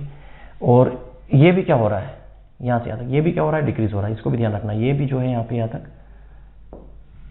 मार्जिनल कॉस्ट डिक्रीज नहीं हो रहा है, बट ये इंक्रीजिंग ट्रेंड में है, इंक्रीजिंग ट्रेंड में है। पर समझना बात को क्या है, आउटपुट इंक्रीज हो रहा है, एवरेज टोटल कॉस्ट डिक्रीज हो रहा है, और मार्जिनल कॉस्ट क्या है, पहले डिक्रीज हो रहा है फिर इंक्रीज हो रहा है। देखो ये यहाँ से यहाँ तक डिक्रीज हो रहा है फिर इंक्रीज हो रहा है, तो ये दोनों चीजें हैं, ये यहाँ से यहाँ तक डिक्रीज हो रहा है और इसके बाद फिर ये इंक्रीज हो रहा है। ठीक है, मैं सारी चीज लिख दे रहा हूँ, इस टेबल में भी है। ये देखो ये पूरा इंक्रीज हो रहा है, ये पूरा डिक्रीज हो रहा है, ये पहले डिक्रीज हो रहा है और फिर इंक्रीज हो रहा है, 4 से 5 हो गया। तो रिलेशन क्या निकल के आ रहा है, इस वाले केस में यहाँ पर जो है मार्जिनल कॉस्ट लेस देन है एवरेज कॉस्ट के। आ रही है लेस देन, ये ग्राफ ही नीचे आ रहा है ना, ग्राफ ही नीचे आ रहा है, आप डायरेक्ट बता सकते हो। ये ग्राफ ऊपर है, ये ग्राफ नीचे है, मार्जिनल कॉस्ट का ग्राफ नीचे है, मतलब मार्जिनल कॉस्ट यहाँ पे कम है एवरेज कॉस्ट से। तो ग्राफ से समझ में आ रहा है कि पहली कंडीशन क्या है, आउटपुट इंक्रीज हो रहा है, एवरेज वेरिएबल कॉस्ट डिक्रीज हो रहा है, मार्जिनल कॉस्ट पहले डिक्रीज हो रहा है फिर इंक्रीज हो रहा है, लेकिन वो एवरेज कॉस्ट के कर्व से नीचे है। ये ग्राफ ऊपर है, ये नीचे है, मतलब यहाँ पे समझ में आ रहा है कि मार्जिनल कॉस्ट क्या है, डिक्रीज है एवरेज कॉस्ट के। और यहाँ पे इसमें भी आपको समझ में आ रहा है, आउटपुट इंक्रीज हो रहा है, एवरेज टोटल कॉस्ट डिक्रीज हो रहा है, लेकिन मार्जिनल कॉस्ट किससे, एवरेज कॉस्ट से कम है। ये 18 है, ये 6 है, 11 है, ये 4 है, ये 9 है, 5 है, मतलब इससे कम है। ठीक है, तो पहला रिलेशन ये बोल रहा है। दूसरा रिलेशन क्या बोल रहा है, दूसरे रिलेशन में भी क्या हो रहा है, आउटपुट इंक्रीज हो रहा है। ठीक है, आउटपुट इंक्रीज हो रहा है। एवरेज टोटल कॉस्ट देखो यहाँ पे, एवरेज टोटल कॉस्ट यहाँ पे कांस्टेंट हो गई, एवरेज टोटल कॉस्ट यहाँ पे कांस्टेंट हो गई। एवरेज फिक्स कॉस्ट जो है वो क्या हो गई यहाँ पे कांस्टेंट। रिलेशन क्या निकल रहा, मार्जिनल कॉस्ट बराबर हो गई एवरेज कॉस्ट के। ठीक है, मार्जिनल कॉस्ट एवरेज कॉस्ट के बराबर क्यों हो गई, क्योंकि इस पॉइंट पे ये एक दूसरे को इंटरसेक्ट कर रहे हैं। ठीक है, तो यहाँ पर एवरेज कॉस्ट देखो 9 थी और फिर 9 हो गई, मतलब कांस्टेंट हो गई। एवरेज कॉस्ट क्या हो गई, कांस्टेंट हो गई। तो आउटपुट बढ़ रहा है, आउटपुट देखो अभी बढ़ रहा है, थ्रू जोन बढ़ रहा है। एवरेज कॉस्ट क्या हो गई, कांस्टेंट हो गई यहाँ पे, ये इस जोन पर। ठीक है, कांस्टेंट हो गई। और यहाँ पर क्या हो रहा है, दोनों एक दूसरे को काट रहे हैं, मतलब MC बराबर हो गया AC। ठीक है, मतलब यहाँ पर क्या हो रहा है, इस पॉइंट में MC intersect with AC। MC जो है AC से यहाँ पर क्या कर रहा है, इंटरसेक्ट कर रहा है, दोनों एक दूसरे को काट रहे हैं। तो जिस पॉइंट पर एक दूसरे को काट रहे हैं वहां पर ये दोनों बराबर हो जाएंगे। यहाँ पर जो ये कंडीशन निकल के आ रही है, ये यहाँ पर बराबर है। ठीक है, तीसरी कंडीशन देखो, तीसरी कंडीशन को यहाँ लिख देता हूँ, कंडीशन नंबर 3।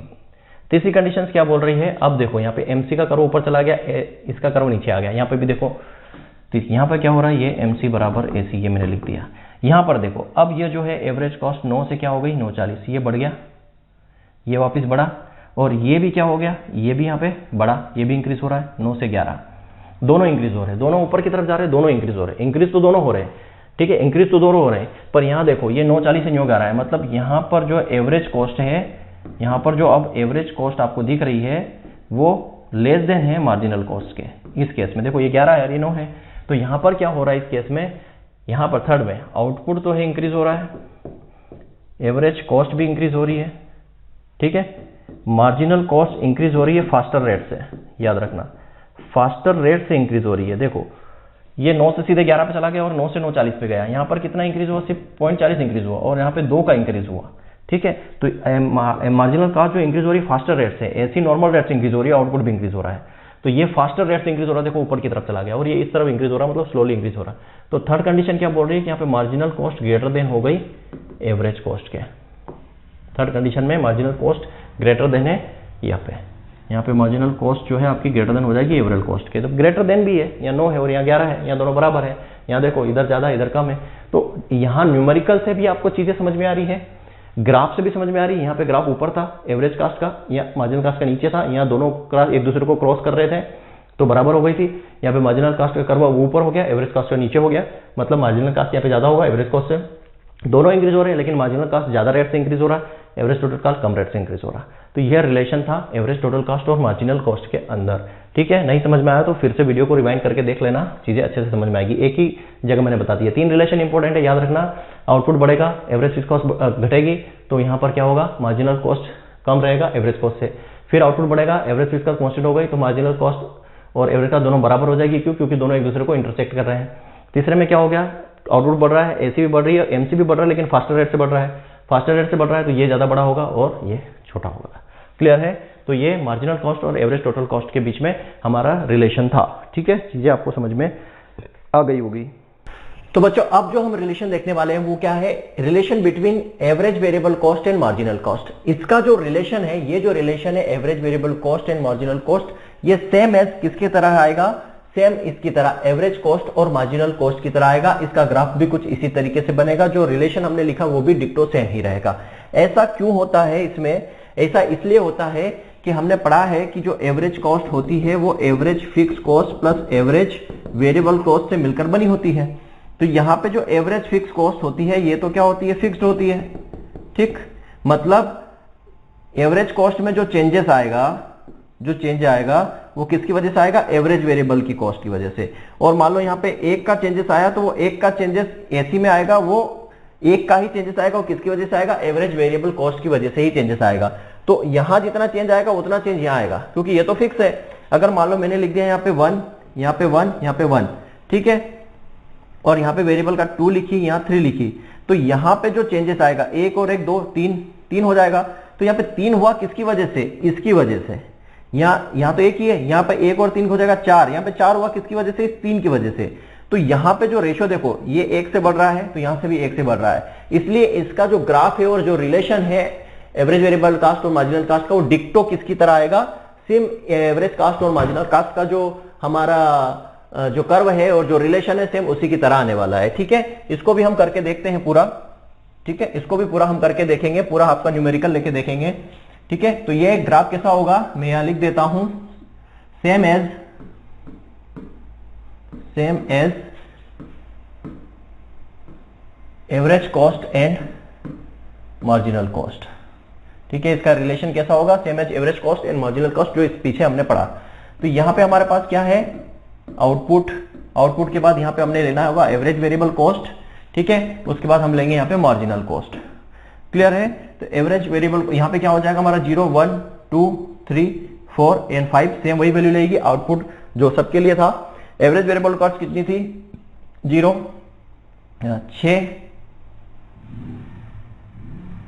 6 के बाद 5, ठीक है, ये हो जाएगा 6 5 5 6 और 7। ये थी एवरेज वेरिएबल कास्ट। पीछे आप देखना, इसके पहले हमने पढ़ा था उसमें एवरेज वेरिएबल कास्ट यही थी। ठीक है, मार्जिनल कास्ट क्या थी, जो अभी हम देखो मार्जिनल कास्ट क्या थी, तो 6 4 5 9 11, ये मार्जिनल कास्ट थी। 6 4 5 9 11, 6 4 5 9 और 11, ये मार्जिनल कॉस्ट थी। क्लियर है? अब यहां पे जो रिलेशन है वैसा ही है। देखो रेम कैसा है कि यहाँ पे ये बढ़ रहा है, ये बढ़ रहा है, ये भी बढ़ रहा है, ये बढ़ रहा है, ये भी बढ़ रहा है। मतलब यहाँ पे क्या है, ये ज्यादा है, ये तो बराबर है, लेकिन यहाँ 4 और 5 या ज्यादा है। मतलब यहाँ पे जो हम देखेंगे क्या, एवरेज, इस वाले पॉइंट पे एवरेज वेरिएबल कॉस्ट जो है हमारा ज्यादा होगा मार्जिनल कॉस्ट से। ये यहाँ पे ज्यादा है, इस वाले पॉइंट पे देख सकते हो आप। स्टार्टिंग पॉइंट पे नहीं देखना है, ये वाला पॉइंट। ठीक है, यहाँ पे हमारा क्या है, average variable cost marginal cost से ज्यादा है। यहां पे आप देखोगे तो क्या हो जाएगा, एवरेज वेरिएबल कॉस्ट बराबर हो गया मार्जिनल कॉस्ट से। ये तो स्टार्टिंग पॉइंट है, यहां पे आप बराबर नहीं देखना है, ये तो स्टार्टिंग पॉइंट है, क्योंकि एक ही इनपुट है तो यहाँ रिलेशन नहीं शो कर सकते। अब कि यहाँ पे भी 6 है, यहाँ पे 6, तो यहाँ पे भी बराबर हो रहा है, नहीं, ये हमारा स्टार्टिंग पॉइंट है, यहाँ पे नहीं देखेंगे। ये दोनों एक ही पॉइंट से स्टार्ट हो रहे हैं, लेकिन कहां जाके ये बराबर हो रहे हैं वो देखना है। तो तीसरे आउटपुट पे जाके बराबर हो रहे हैं। उसके बाद देखो यहाँ पे ये फिर इंक्रीज हो रहा है, ये फिर इंक्रीज हो रहा है। मतलब यहां पर क्या है, ये 6 है, मतलब एवरेज वेरिएबल कॉस्ट अब लेस देन हो जाएगा मार्जिनल कॉस्ट से, क्योंकि मार्जिनल कॉस्ट यहाँ पे ज्यादा है। यहाँ पे देखो सेम ऐसे ही आ रहा है, पहले वाले में मार्जिनल कॉस्ट बड़ा था, फिर ये बराबर हो गया, फिर मार्जिनल कॉस्ट, पहले वाले में मार्जिनल कॉस्ट छोटा था, फिर बराबर था, फिर मार्जिनल कॉस्ट बड़ा हो गया। यहाँ पे देखो पहले वाले में मार्जिनल कॉस्ट छोटा था, फिर बराबर हो गया, फिर बड़ा हो गया। ठीक है, यहाँ पे देखो, यहाँ 6 से एक साथ बढ़ा या 9 से 11 बढ़ा, यहाँ पे मार्जिनल कॉस्ट यहाँ पे भी फास्टर रेट से बढ़ रहा है। क्लियर है? चलो ग्राफ देखते हैं। अब इसका ग्राफ भी सेम वैसा ही बनेगा, क्लियर है? ये एक्स एक्सिस और वाई एक्सिस, ज्यादा कुछ डिफरेंस नहीं है इसमें, बस यहाँ पे स्टार्टिंग पॉइंट जो आपको दिख रहा है वो सेम है। तो ये 0 1 2 3 4 एंड 5, यहाँ पे हाईएस्ट 11 है, 3 का रेशियो ले सकते हैं, 3 6 9 और 12। क्लियर है? 3 9 और 12। अब हम यहाँ पे बनाएंगे ग्राफ इसका। देखो सेम ऐसा ही बनेगा, बस इनका जो है स्टार्टिंग पॉइंट में काफी डिफरेंस है, इनका स्टार्टिंग पॉइंट ज्वाइंट रहेगा। क्यों? क्योंकि यहाँ पे 12 हट जाएगा तो 6, फिक्स कॉस्ट यहाँ पे हट जाएगी, फिक्स कॉस्ट हट जाएगी तो ये पॉइंट मिल जाएंगे। तो यहाँ पे जो है पहला ए जो है 6 से स्टार्ट हो रहा है, ये 6 से। सेकेंड जो है 5, तो सेकेंड 5 यहाँ आ जाएगा इसके जस्ट नीचे। थर्ड भी 5 है, थर्ड यहाँ आ जाएगा। ठीक है, फोर्थ 6 से थोड़ा सा ऊपर हो जाएगा वापिस, और ये 7 है तो ये 7 यहाँ आ जाएगा। तो इसका जो ग्राफ कुछ आ रहा है कि इस तरीके से जा रहा है ये। ठीक है, किसका? एवरेज वेरिएबल कॉस्ट का।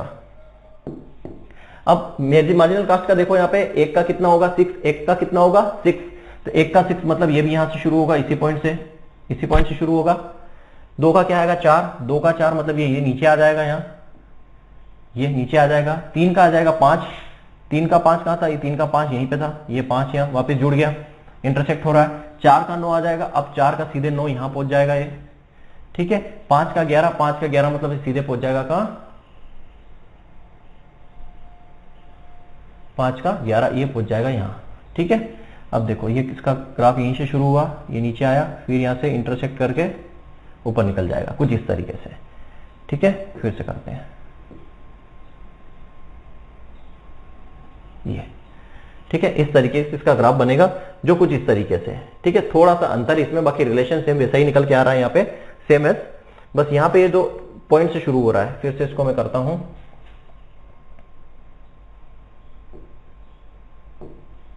ठीक है,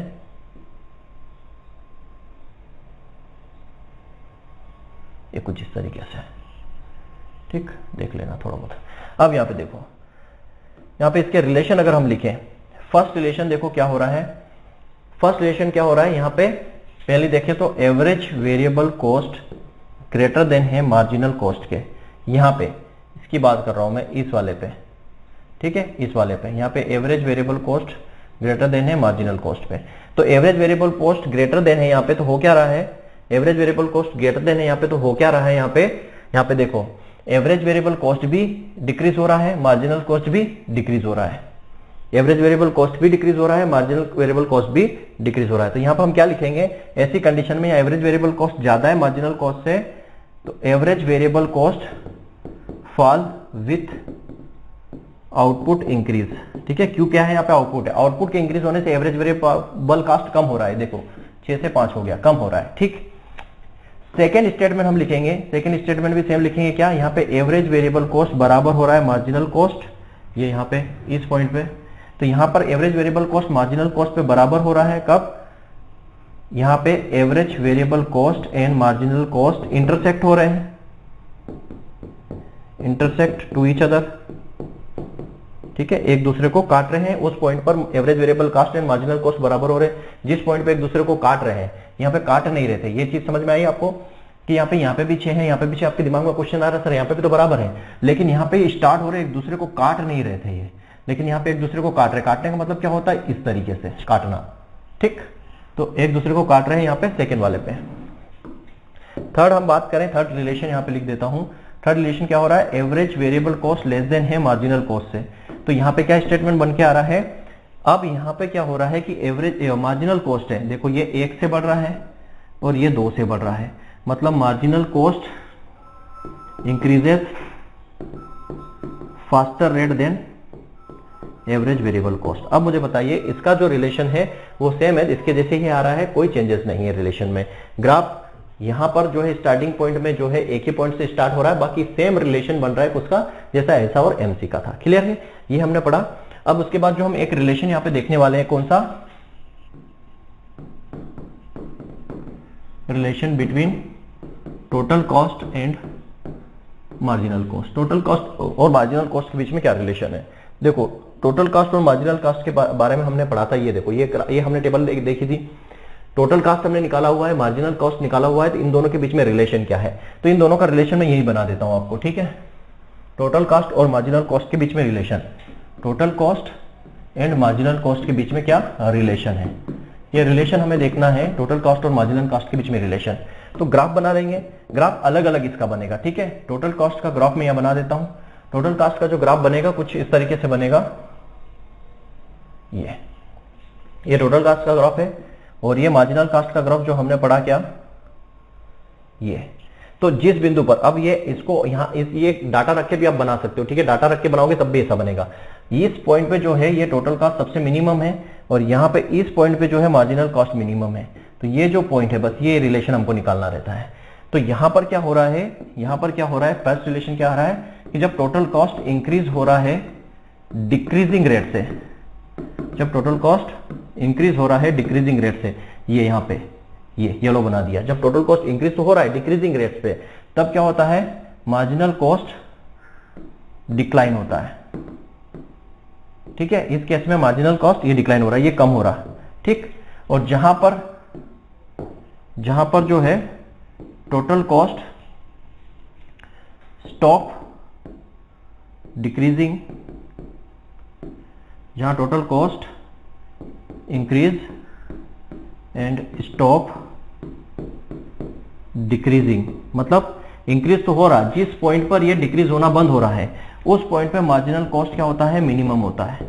उस पॉइंट पर मार्जिनल कॉस्ट मिनिमम होता है, ये इस पॉइंट पे मैं बना देता हूं, इस पॉइंट पे जो है मार्जिनल कॉस्ट मिनिमम होता है। उसके बाद जो होता है क्या हमारा, उसके बाद नंबर 3 यहां आता है total cost increases at increasing rate, at increasing rate. तो यहां पे क्या हो जाए, marginal cost also increases, marginal cost भी इंक्रीज होना शुरू हो जाएगा, ठीक है। इसके बाद इस पॉइंट के बाद टोटल कॉस्ट इंक्रीज हो रहा है तो मार्जिनल कॉस्ट भी इंक्रीज हो रहा है। बस ये रिलेशन देखना था लास्ट में हमें टोटल कॉस्ट और मार्जिनल कॉस्ट का। ये डाटा रख के भी बनाओगे ग्राफ तो ऐसा ही बनेगा। टोटल कॉस्ट इंक्रीज हो रहा है डिक्रीजिंग रेट से, ये टोटल लोड इंक्रीज हो रहा है लेकिन डिक्रीजिंग रेट से हो रहा है, तब मार्जिनल कॉस्ट भी डिक्रीज हो रहा है। जहां पर टोटल कॉस्ट इंक्रीज हो रहा है और स्टॉप कर दिया उसने डिक्रीज होना, मतलब यहाँ पे टोटल कॉस्ट इंक्रीज हो रहा है लेकिन यहाँ पे डिक्रीज होना स्टॉप हो गया है, उस पॉइंट पे मार्जिनल कॉस्ट मिनिमम हो जाता है। उस पॉइंट के बाद जैसे टोटल कॉस्ट इंक्रीज हो रहा है इंक्रीजिंग रेट से, अब यहां से इंक्रीज हो रहा है इंक्रीजिंग रेट से, तो मार्जिनल कॉस्ट भी इंक्रीज होना शुरू हो जाता है। क्लियर है? तो ये रिलेशन भी हमने देख लिया। नाउ अब हम बात करेंगे यहाँ पे जो है डिफरेंट टाइप ऑफ कास्ट की, जैसे हम पढ़ते हैं उसमें कि कास्ट A1 क्या होता है, कास्ट A2 क्या होता है, कास्ट B क्या होता है, कास्ट C क्या होता है। ये हमें देखना है कि मान लो एक फार्मर है, वो फार्मर जो है स्टार्ट करता है फार्मिंग, मतलब कॉस्ट ऑफ कल्टीवेशन की यहाँ पे बात हो रही है कि कॉस्ट ऑफ कल्टीवेशन कैसे निकालेंगे, कॉस्ट ऑफ कल्टीवेशन कैसे निकालेंगे, ठीक है। कॉस्ट ऑफ कल्टीवेशन कैसे निकालते हैं, तो कॉस्ट ऑफ कल्टीवेशन होता क्या है, तो फार्मर जब स्टार्ट करता है फील्ड प्रिपरेशन से लेके हार्वेस्टिंग तक जो कॉस्ट उसकी आती है, ठीक है, जो कॉस्ट उसकी आती है उसको कॉस्ट ऑफ कल्टीवेशन कहते हैं। मतलब summation of cost at the point of field preparation to harvesting, मतलब जितनी भी कॉस्ट उसकी आएगी वो सारी क्या होगी, कॉस्ट ऑफ। अब इसमें होता क्या है, इसमें सबसे पहले आती है कॉस्ट A1, इसमें सबसे पहले आती है कॉस्ट A1। कुछ बुक में सिर्फ A लिखा हुआ मिलेगा, कुछ बुक में A1 लिखा हुआ मिलेगा। हम यहाँ पढ़ेंगे कॉस्ट A1। कॉस्ट A1 में टोटल 16 आइटम्स आते हैं। क्या आते हैं? 16 आइटम्स। ये 16 आइटम्स क्या क्या है ये हमें देखना है। देखो 16 आइटम्स में सबसे पहला आता है वैल्यू ऑफ, क्या आ जाएगा, value of hire labour, hire, value of hire labour, ठीक है, वैल्यू ऑफ हायर लेबर। ये परमानेंट भी हो सकते हैं, कैजुअल भी हो सकते हैं, ठीक है, याद रखना ये परमानेंट भी हो सकते हैं और कैजुअल भी हो सकते हैं। कैजुअल मतलब कि कभी कभी हम काम पे बुलाते हैं, परमानेंट मतलब जो मंथली बेसिस पे पूरे साल हमारे यहाँ काम करते हैं। तो दो तरीके के हायर लेबर होते हैं, एक तो ये है कि जब हमें जरूरत पड़ी तब हमने हायर किया, या एक जो हमारे यहाँ परमानेंट रहते हैं पूरे साल काम करते हैं। फार्मर पॉइंट ऑफ व्यू से बात कर रहा हूं। दूसरा जो आता है value of bullock, hire bullock, ठीक है, वैल्यू ऑफ हायर ब्लॉक, ठीक है, वैल्यू ऑफ हायर ब्लॉक, ये हो गई वैल्यू ऑफ हायर ब्लॉक। और नंबर 3 आता है value of on block, value of on block, value of on block आ जाएगा। वैल्यू ऑफ ऑन ब्लॉक मतलब जो हमने, जो हमारे ब्लॉक मतलब समझते हो ना, ब्लॉक मतलब हमारा जो बेल, वैल्यू ऑफ ऑल, जो हम खेत की करने के लिए जो बेल वगैरह यूज करते हैं। अब ब्लॉक और बेल में डिफरेंस है एनिमल हस्बेंड्री में हम पढ़ते हैं बेल वो जो हम ब्रीडिंग के लिए यूज करते हैं, और बुलॉक वो जो हम फील्ड के लिए यूज करते हैं। और जो फील्ड के लिए जिस बेल का यूज करते हैं जिसको हम बुलॉक बोलते हैं, क्यों बोलते हैं कि उसका बधिया कर दिया जाता है, उसका कास्ट्रेशन कर दिया जाता है और उसकी पूरी एनर्जी है फील्ड में यूज होती है। और जो बेल होता है जिसका हम ब्रीडिंग में यूज करते हैं, मेटिंग में यूज करते हैं, वो जो है सिर्फ उसी पर्पज के लिए यूज किया जाता है, इसके लिए उसको बेल बोलते हैं। वो अनकास्ट्रेटेड होता है और ये जो है कास्ट्रेटेड होता है, इसका बधिया किया गया होता है, इसका यूज सिर्फ फील्ड में होता है, इसलिए इसको बुलॉक बोलते हैं। तो हायर बुलॉक जो हम वो यूज करते हैं, कुछ फार्मर के पास खुद के बुलॉक होते हैं वो यूज करता है, वो वैल्यू जुड़ेगी इसके अंदर, ठीक है। और क्या हो सकता है, वैल्यू ऑफ, ये हो गया machinery, hire machinery, hired machinery, ठीक है। और value of own machinery, hire की अगर उसने भाड़े पे लाया है कोई ट्रैक्टर या मशीन कुछ, या खुद के मशीनरी यूज की है तो वो हो जाएगा। 5 के बाद नंबर 6 पे आते हैं। नंबर 6 पे आ जाएगा वैल्यू ऑफ सीड, सीड की वैल्यू, चाहे वो ऑन सीड हो या परचेस हो, ठीक है। ऑन सीड या परचेस सीड, या तो खुद का सीड भी यूज कर सकता है फार्म का सीड, या फिर परचेस करके लाया हो, ठीक है, परचेस सीड हो, ठीक। नंबर 7 की बात करें तो यहाँ वैल्यू ऑफ आ जाएगा फर्टिलाइजर, फर्टिलाइजर वो अपने फार्म पर यूज करता है तो उसकी कितनी वैल्यू आ रही है, ठीक।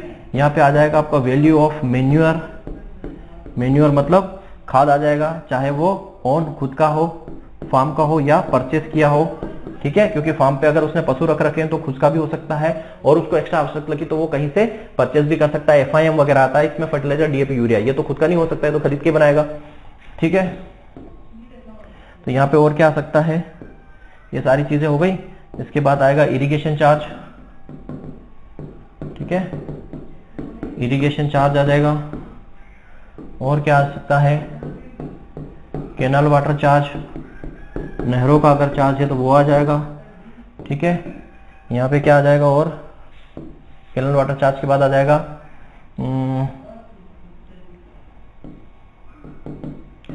Depreciation, depreciation of farm,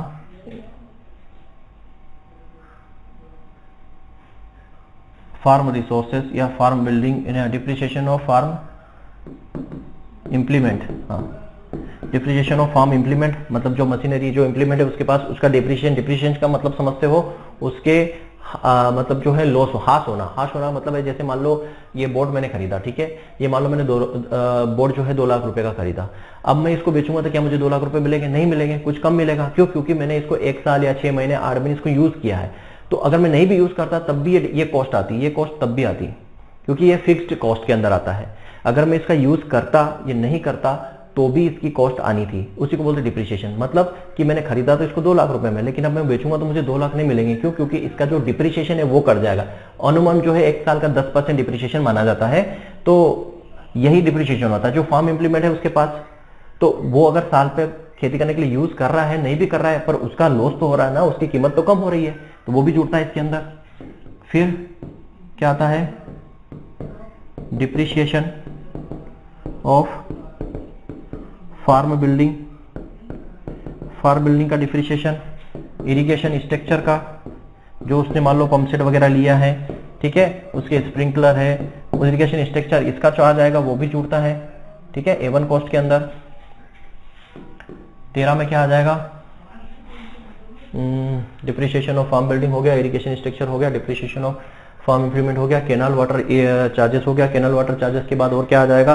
canal water charges के बाद यहाँ पे आप एक चीज और ऐड कर सकते हो, इसमें क्या है वो,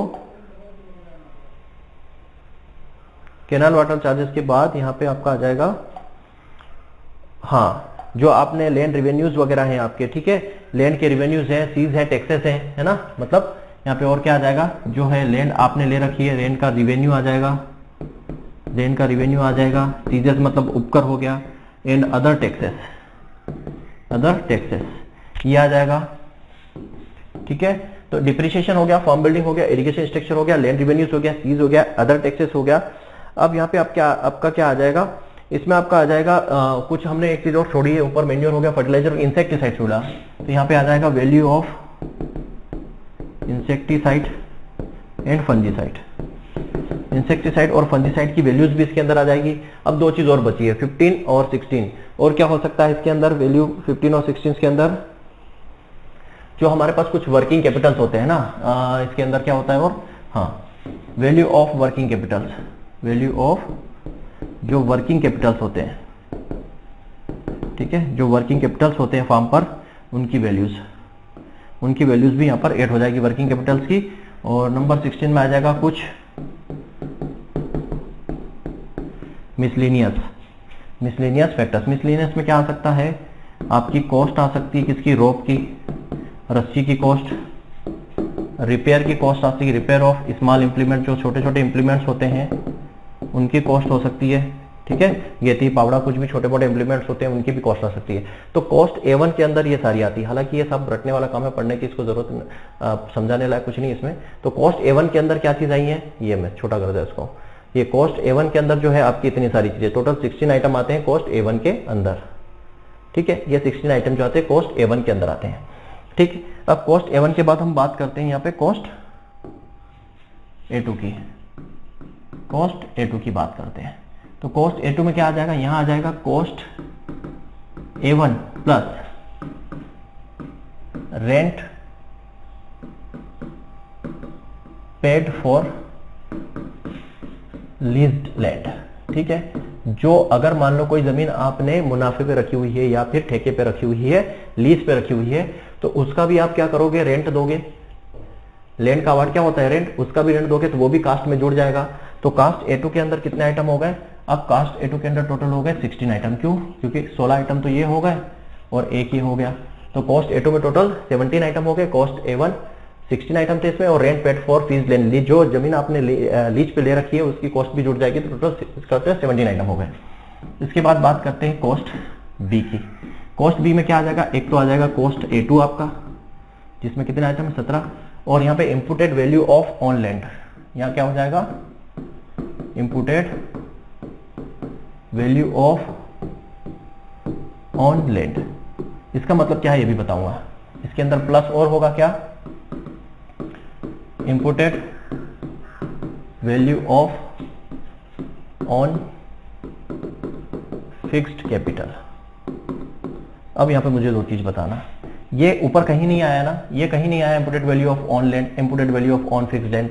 यहाँ पे imported value of own land का मतलब होता है जैसे मैंने बोला अभी कि ऑन लेबर, ठीक है, ऑन लेबर, जब हम अपने खुद के लेबर, मतलब ऑन लेबर का मतलब होता है कि जब अपनी फैमिली मेंबर कोई काम करती है, ठीक है, मान लो मेरा खेत है, मेरा फार्म है, मैं खुद वहां पे काम कर रहा हूं, तो क्या मैं उसके लिए कुछ पैसा अपने को पे करूंगा? नहीं करूंगा, लेकिन उसकी जो कॉस्ट है, उसकी जो वैल्यू है वो मैं जोड़ूंगा, ठीक है। मान लो ये फार्म है, इस फार्म पर मैंने जो है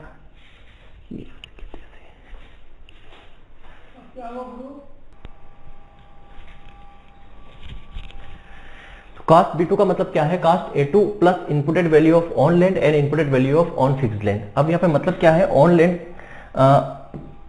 जब ऑन लैंड की बात हो या ऑन फैमिली लेबर की बात हो या ऑन हायर लैंड की बात हो, तो इसका मतलब ये होता है कि अगर मान लो ये फार्म है, इस फार्म पे अगर फार्मर खुद काम करता है, ठीक है, मान लो उसके यहाँ 4 लेबर काम कर रहे हैं और एक फार्मर खुद काम कर रहा है, 5 लोग काम कर रहे हैं, तो ये फार्मर क्या करेगा? इन 4 लोगों को क्या देगा? वेजेस देगा।